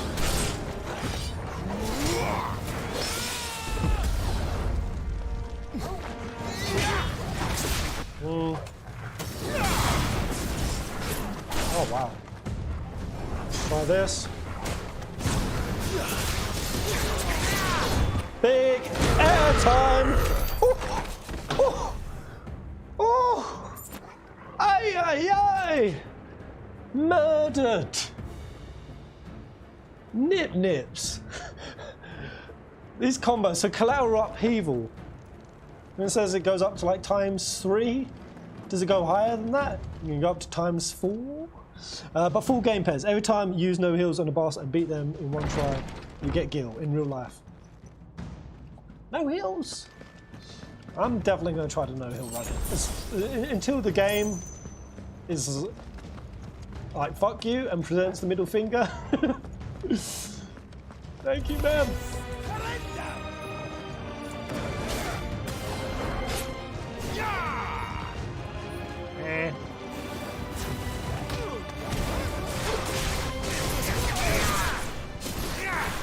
So you can't easily catch them in the air with maybe just got to cast it faster, Rook's Gambit, to catch him mid-air.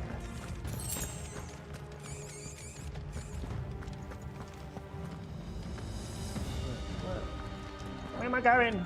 It's so dark, can't see shit! Ah. Oh, oh. He's supposed to be dead. Thank you.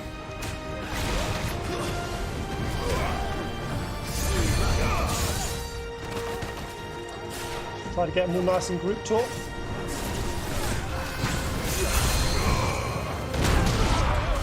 Oh my god, look at all that.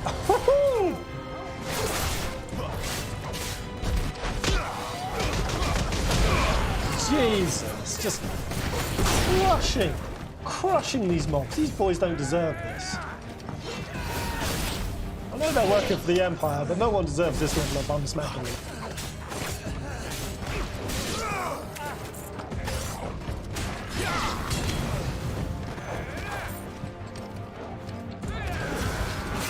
Oh, I thought I was on Titan and then I ditched it.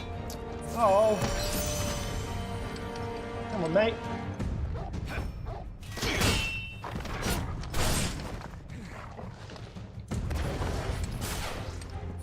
No, don't attack the dog. What's wrong with you, man? Come here, attack me.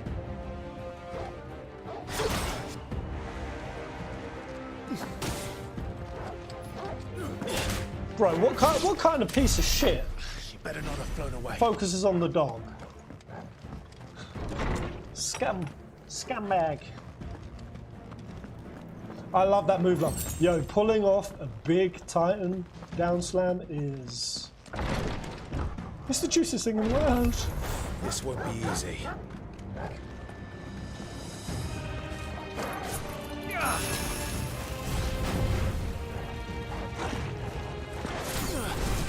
Wake winds.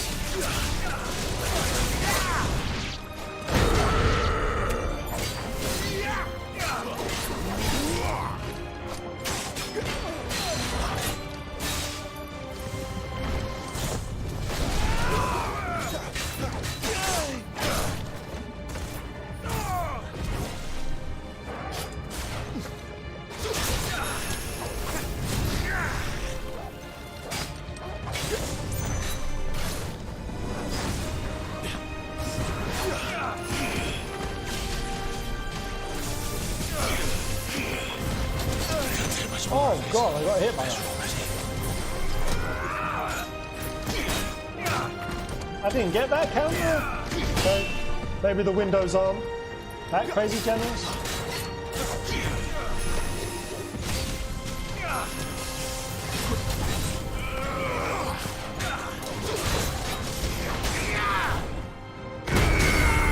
Oh.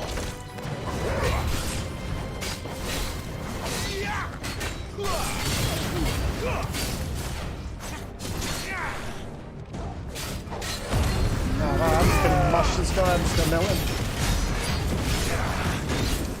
Oh, the spell effects!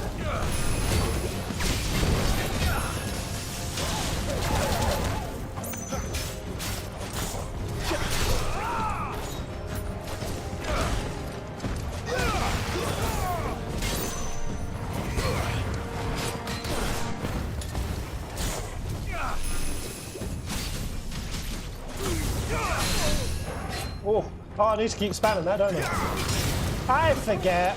I'm a peasant.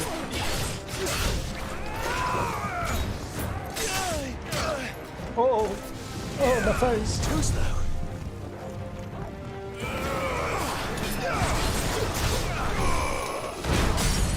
Ooh.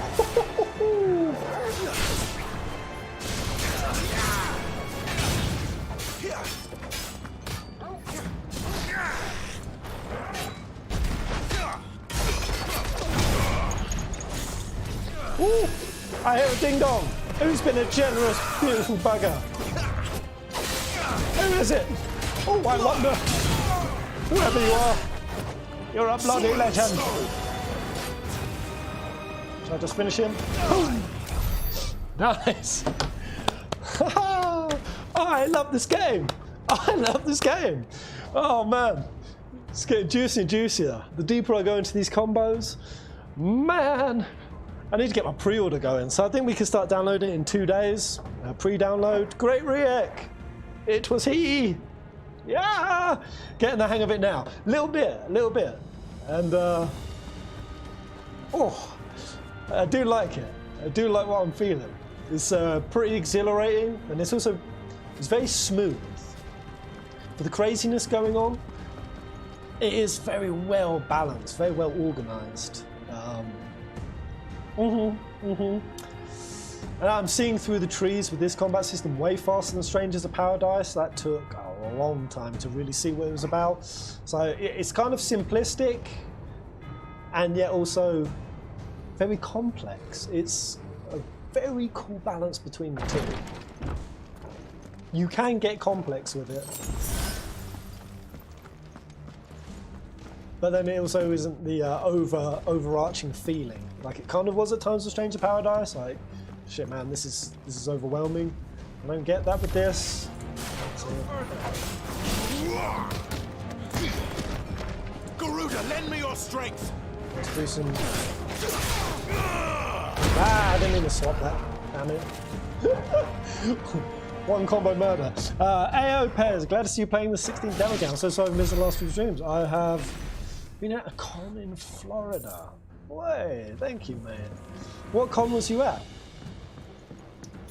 Let me guess. You were at, so it's Florida, the stinky butthole of America.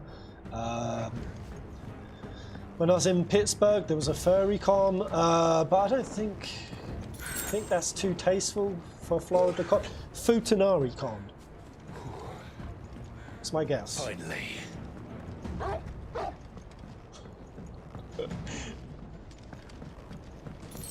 Who killed these boys before we got here? Alright, Benedicta. No damage run.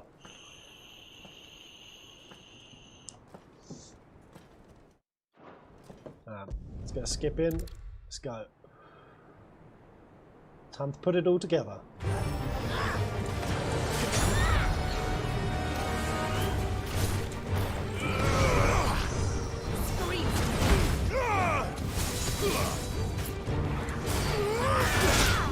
Nope, I already found it. Too slow.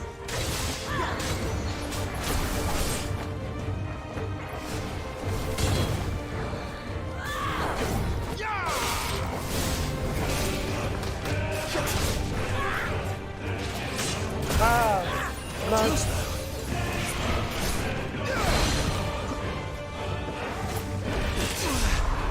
She put me down to my butt. So hard to pull these charge shots off.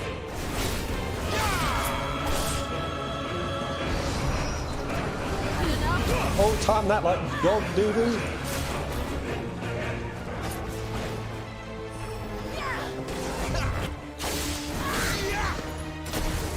Ow, my face. Oh, I didn't get my Titanic block. I'm so sad. Not this time. Oh.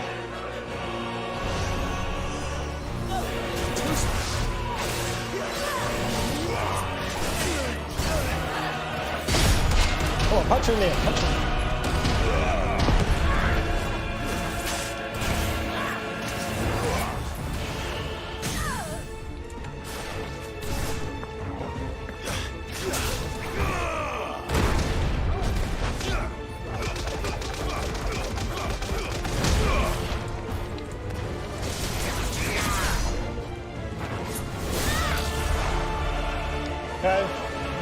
stab. This time. Oh, you can really gap close on some of those dives.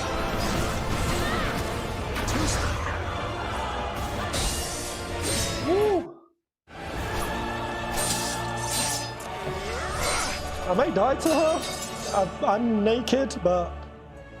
Where is he? I won't ask again.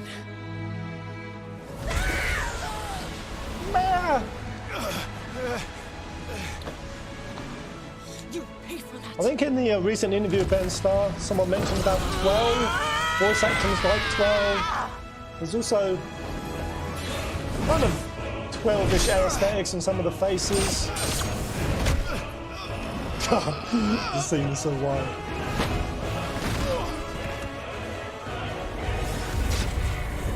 Like, if you had to pick 3 Final Fantasies influencing this, what would you go for? Dodge this. I feel like there's a bit of 12 in the layout, and some of the themes, some of the voices. Definitely got 14 going in some of the combat system, some of the structures, the world structure for sure. Type 0 for the war charge.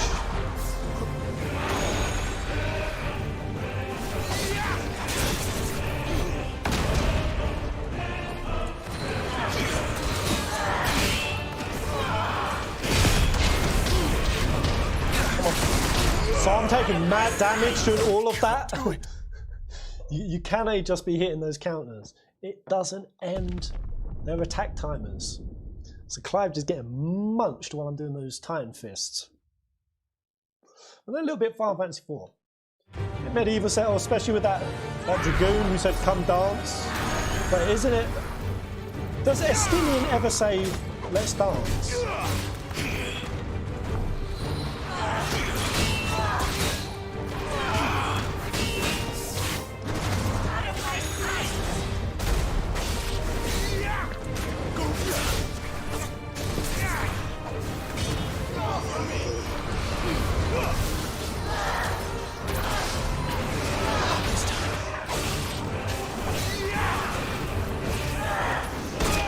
Oh.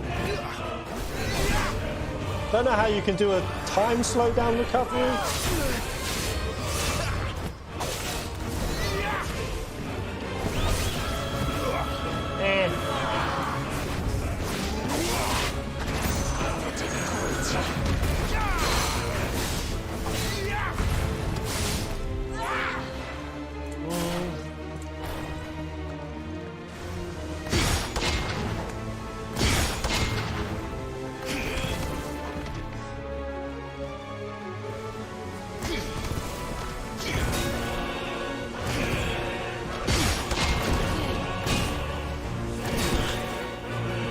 Dive me.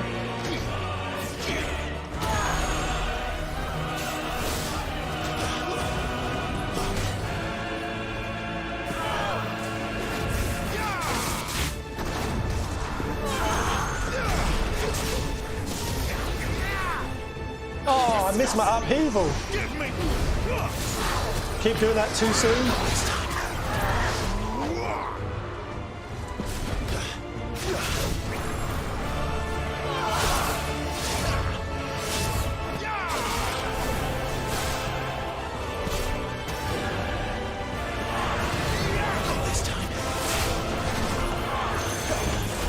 Oh, where's she going? Where's she going? The camera's gone nuts.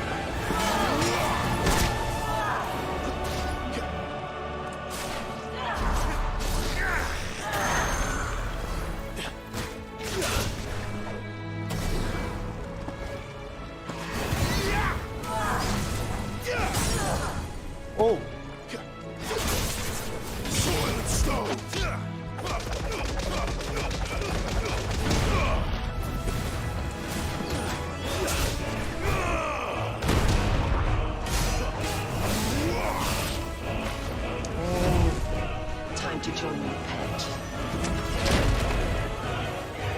I'm going to chew my lip down to a stump in this game.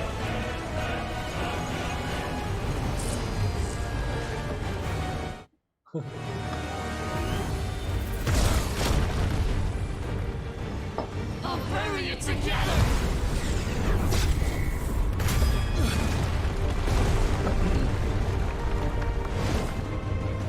Stay down. She looks wow, man. I love how nuts Benedicta looks. Nice moves, Clivey boy.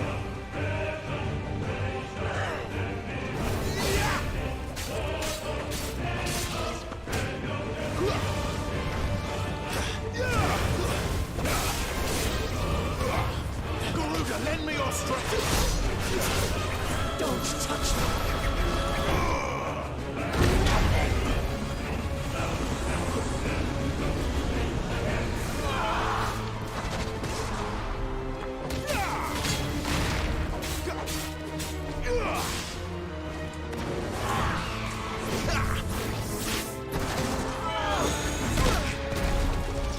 Oh, she gonna kill Miles.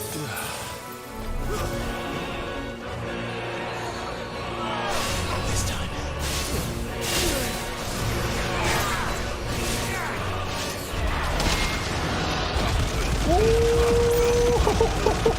Got her!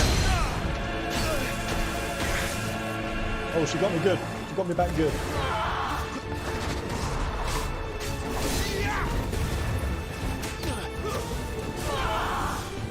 Ah.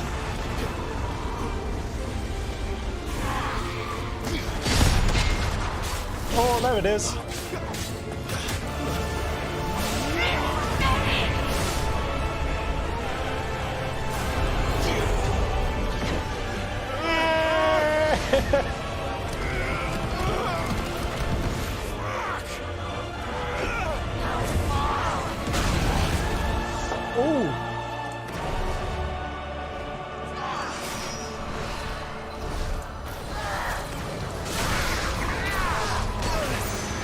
Oh. Oh, there we go. Oh no. Let's just mash it. Let's just mash it. Let's go.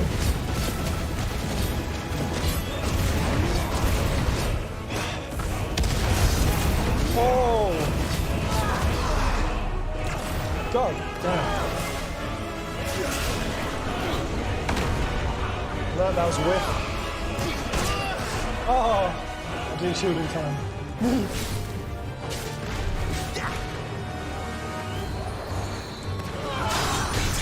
Oh.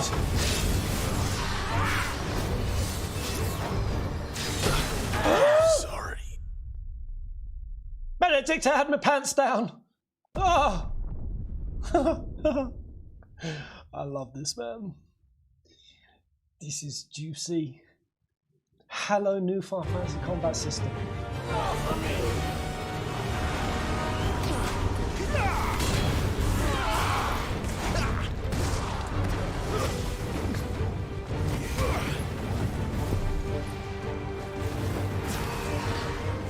Not this time.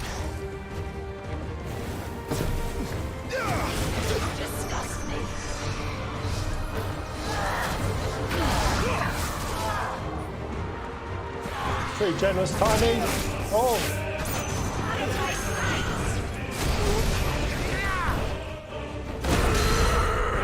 So that still got her from there. That's good.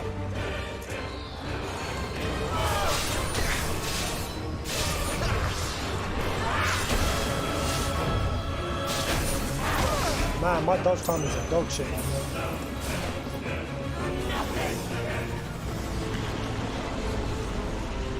I'm going to Rook's Gambit this.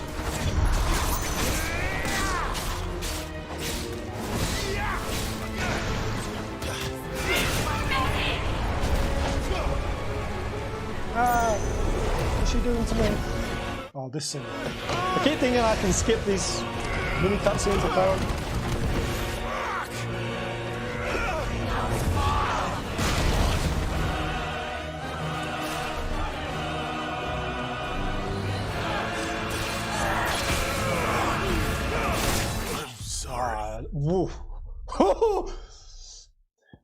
Remembering which icon form you're in I went to drop my Phoenix counter, and I went in the stance. You gotta stay very aware. There's a lot of juggling. Oh, see, I thought I was in. I'm in the wrong stance.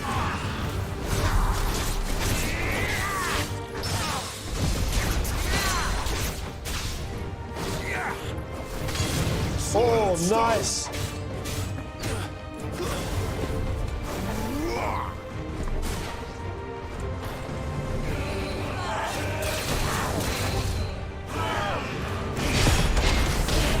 Oh, there it is. Oh, look, we're just vying for damage.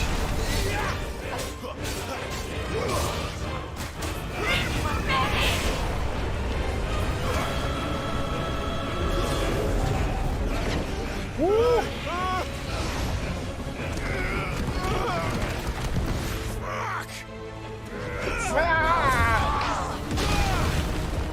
I wonder if someone's going to count all the fucks this game has. This game has a lot of fucks to give. Oh no.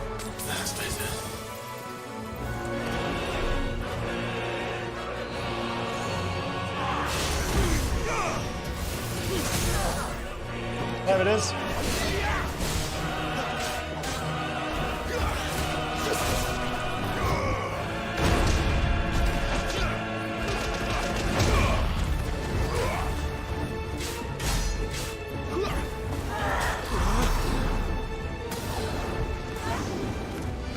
All right. Last phase. Shit.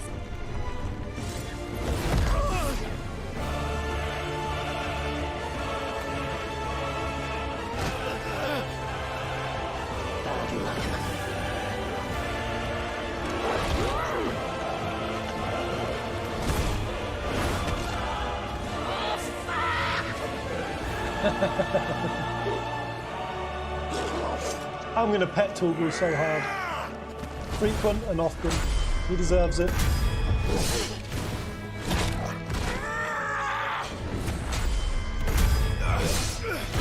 So flashy. So goddamn cinematic.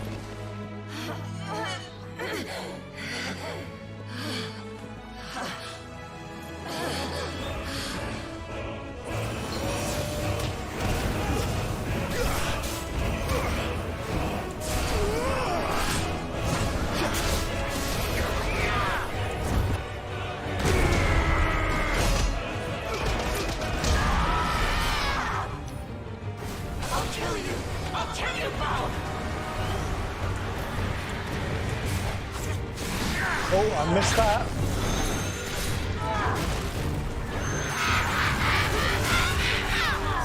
Oh. Lend me your strength. Oh. She put me down like a dog. Not this time. No. Oh.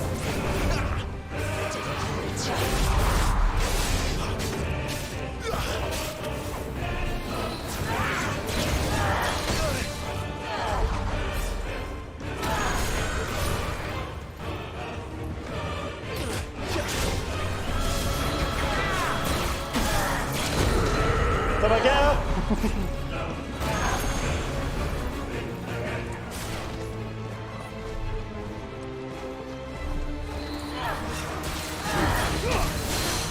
Well done, Torval.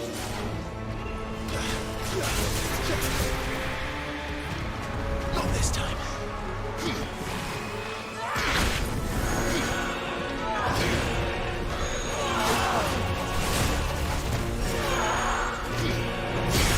Oh, got it.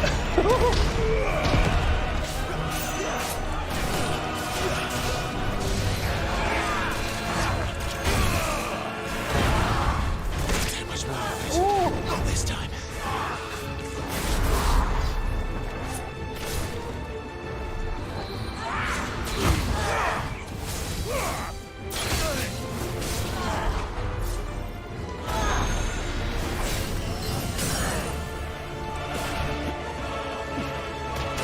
I'm gonna try this big combo.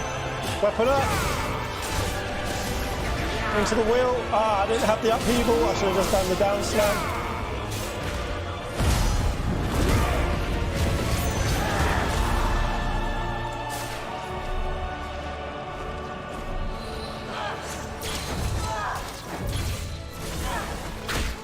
Oh no, she got me.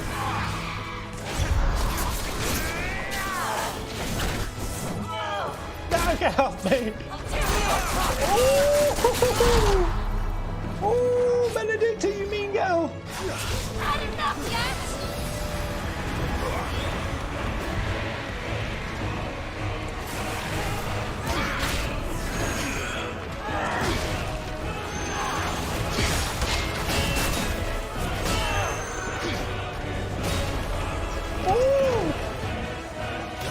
Garuda, lend me your strength.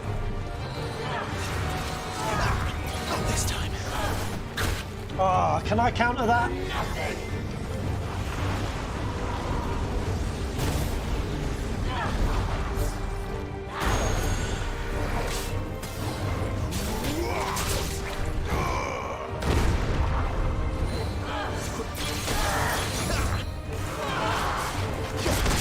Ah, I countered it. I counted it. Oh, I'm not in Titan's form. I was in Garuda's both times. I'm like, I've counted it. What's happening? Oh, so hard keeping track. I know the situational abilities now, but juggling the cooldowns, different forms, swift recovery.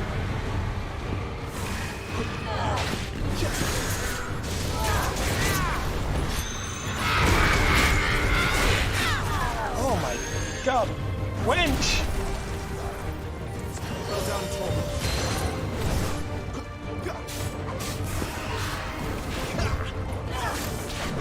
Out of my sight.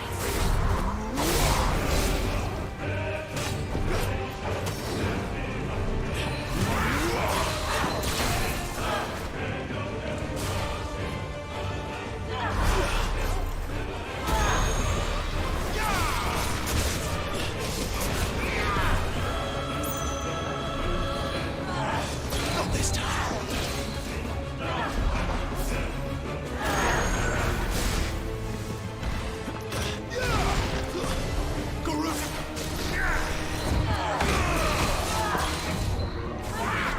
Ah, deadly embrace. Can you count that bad boy? Is that a thing? No! I've been tornado. Not enough yet. Again? Rich.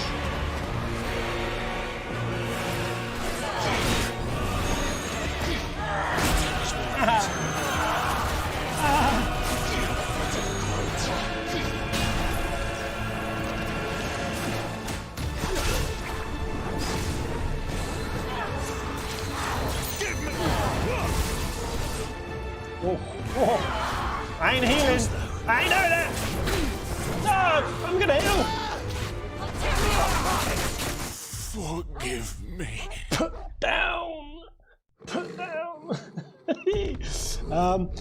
In between combos, find the magic pairs. That way you keep the combo going.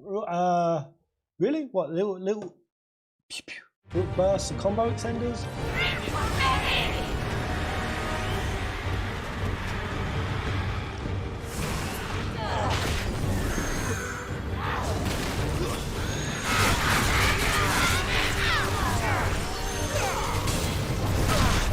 Oh, I took every look at the damage.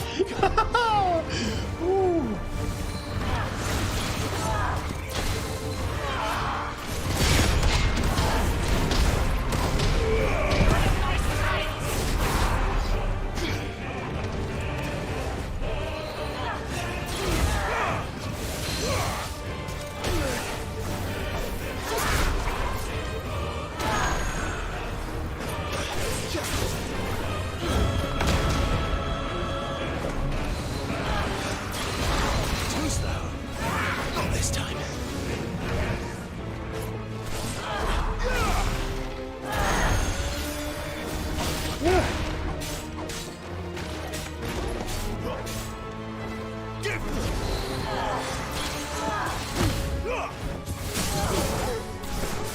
How do we want to end this?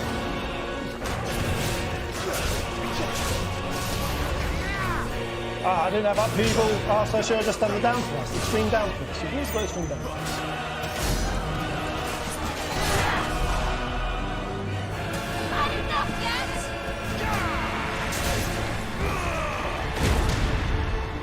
Nice.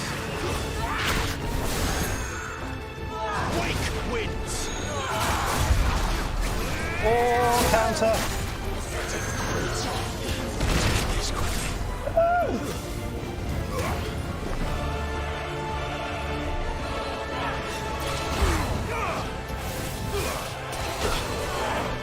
Oh no, she got me. You kidding?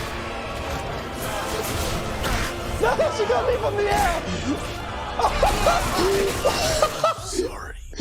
Oh, you actually can't jump over it. Well, maybe you can jump over Deadly Embrace. She just plucked me like a gnat from the sky. I love this game. Come on, Sam. Avo.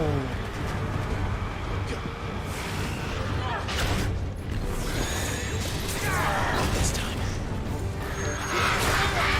Oh, my Phoenix didn't jump me up. Give me fire.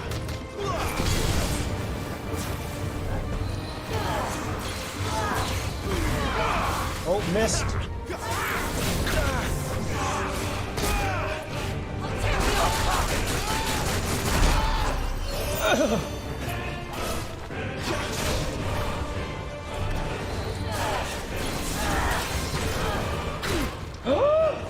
She was grabbing.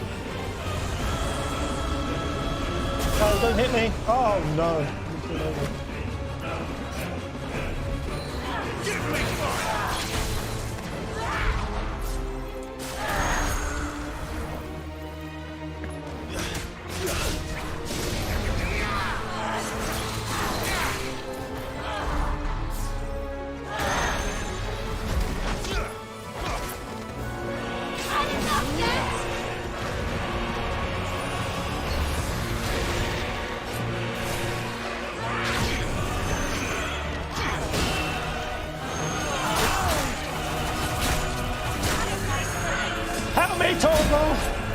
Oh, no, I'm not on Torgal.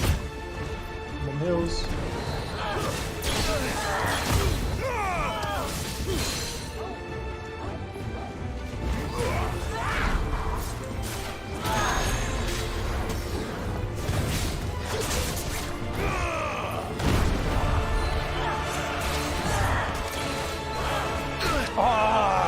I missed Deadly Embrace again.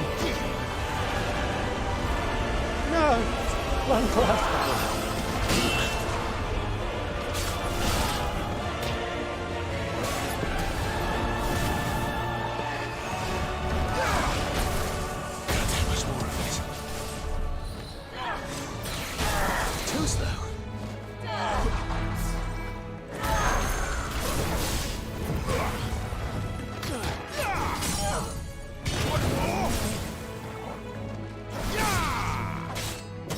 How do we want to end this?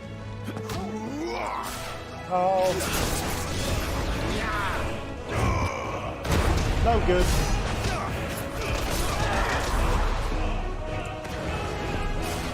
Last bit.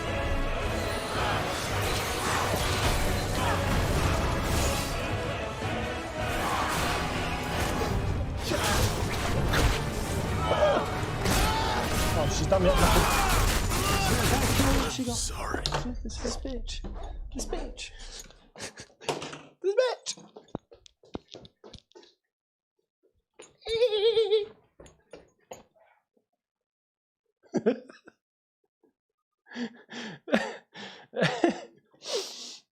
Oh man.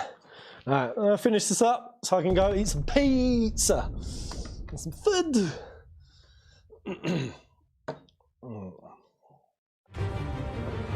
I think I already go.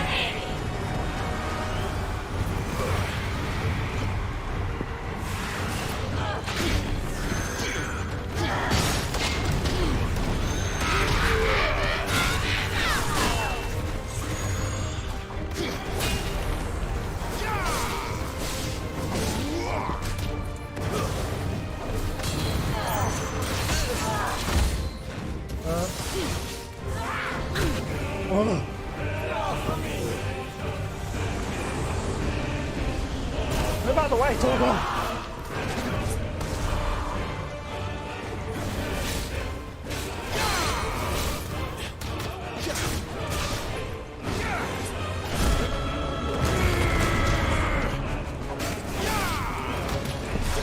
Soil and stone!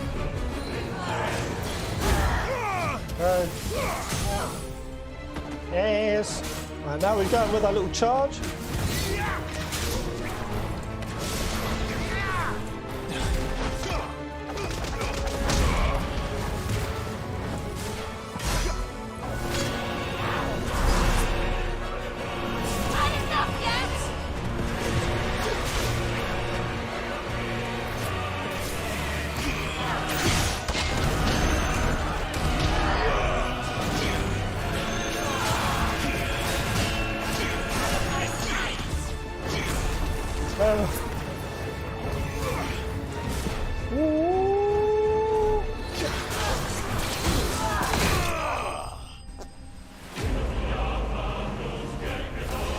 There it is, guys. My little combo. Practice. Before the main juice, ETA 4 days. Yay! Like, low-key, would have still watched Pez stream and listen to you guys. 16. Pez, don't you have to make room first before you eat more pizza? There's always room for pizza. There's a special subsection of the stomach designed purely for pizza. There we go, guys. Thank you. Thank you for hopping in. Thank you for testing stuff with me. And thank you for some of the advice on the combos. Yeah, I'm certain I'm still missing stuff. I'm going to unlock more stuff. And I mean, honestly, that's just 3 icon stances. And the level of intricacy on just those, the combos, to think we're going to have minimum 3 more. Right? The number of stuff you're going to be able to chain together, and then I think even within those 6, like you've got your 3 core ones, but then we're going to be able to include like other ones. So where you could necessarily have all 6 icons running at some point. You could have a Zenza from Odin, get some freaking Bahamut wings, some Shiva slangs, Judgment bolts, combos, counters, air juggles. The number of juice you're going to be able to let loose, it's going to be pretty fleshy. Just those 3 is enough. I could spend forever enjoying and practicing and mastering. And then even within all of the small abilities, yeah, I'm hoping, well, definitely assuming we're going to have way more intricate minor abilities. It's all very clean, very polished, very saucy, very succulent. You can also, yeah, you have other icons and other icons. It's definitely going to be fun. You know, I was in the camp on that poll, 16.5% of people who said, I'm just in it for the story. That was me, and that would have been me, and I was kind of expecting that to be me for 16. Like, even if the combat system I didn't necessarily vibe with, or like salivate over, I would have had an amazing ride on this. But that is actually some solid gameplay that I really, really enjoy. So you could have like 3 Titan abilities. Yeah, what, like mixed in the subsection of, yeah, like you could have Shiva, Rama, and Odin active. And then I guess have 2 Titans mixed into those, which, yeah, you probably definitely because how you configure your button, how neat they are is going to determine how easily and smoothly you pull off those combos. So definitely going to have to map it all in the most convenient way, which would probably mean putting that slam down on on the Garuda tree. Wow. Really, I mean, we've seen like 1 or 2 spells from Shiva. Like we saw Clive once in the trailer with Shiva moves. We've seen a lot more Rama, obviously against that S-class boss, but we've not really seen any of yeah, we saw Bahamut wings. Clive like flies around for a little bit. And then I think he gets the Odin, big old cut, the screen goes nuts, slices in half. But we haven't even begun to fully see the full extent of what is in this thing. And that's very exciting. And I feel that for the story as well. They've kept, I think, a lot of things very subtle. I'm still in a stage where I don't definitively know what's happening in this, like those theories I did earlier. I was just tossing some of them out. Some of them just like pure guesswork. And I like that. It's the mystery of it. Well, anyway, guys, I'm going to bounce.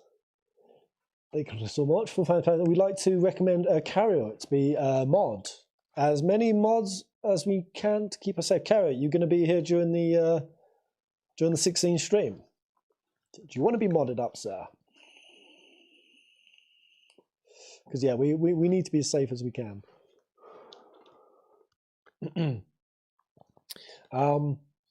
Anything before I bounce, hombres?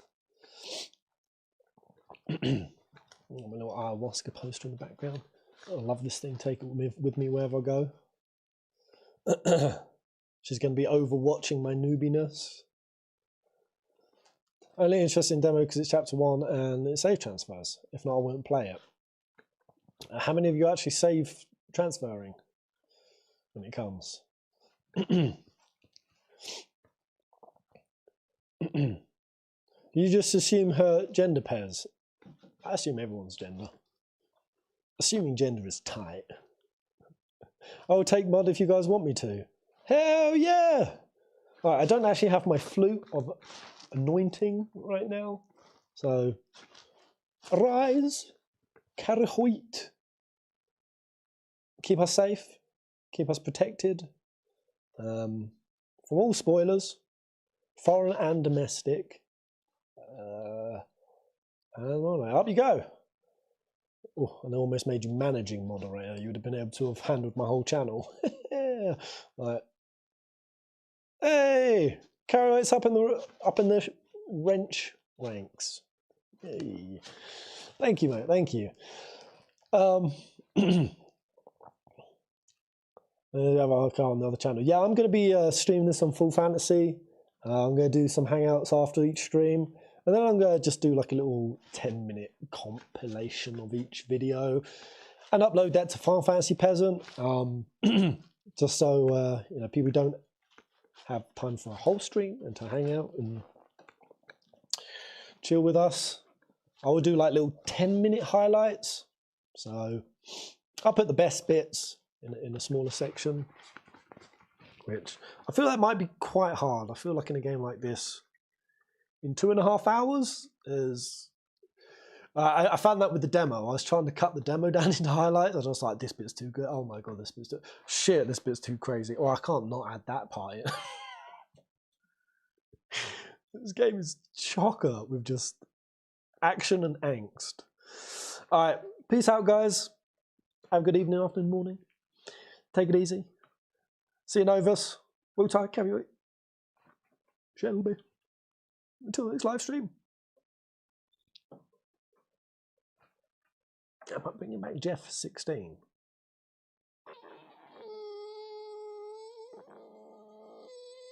And then Jeff.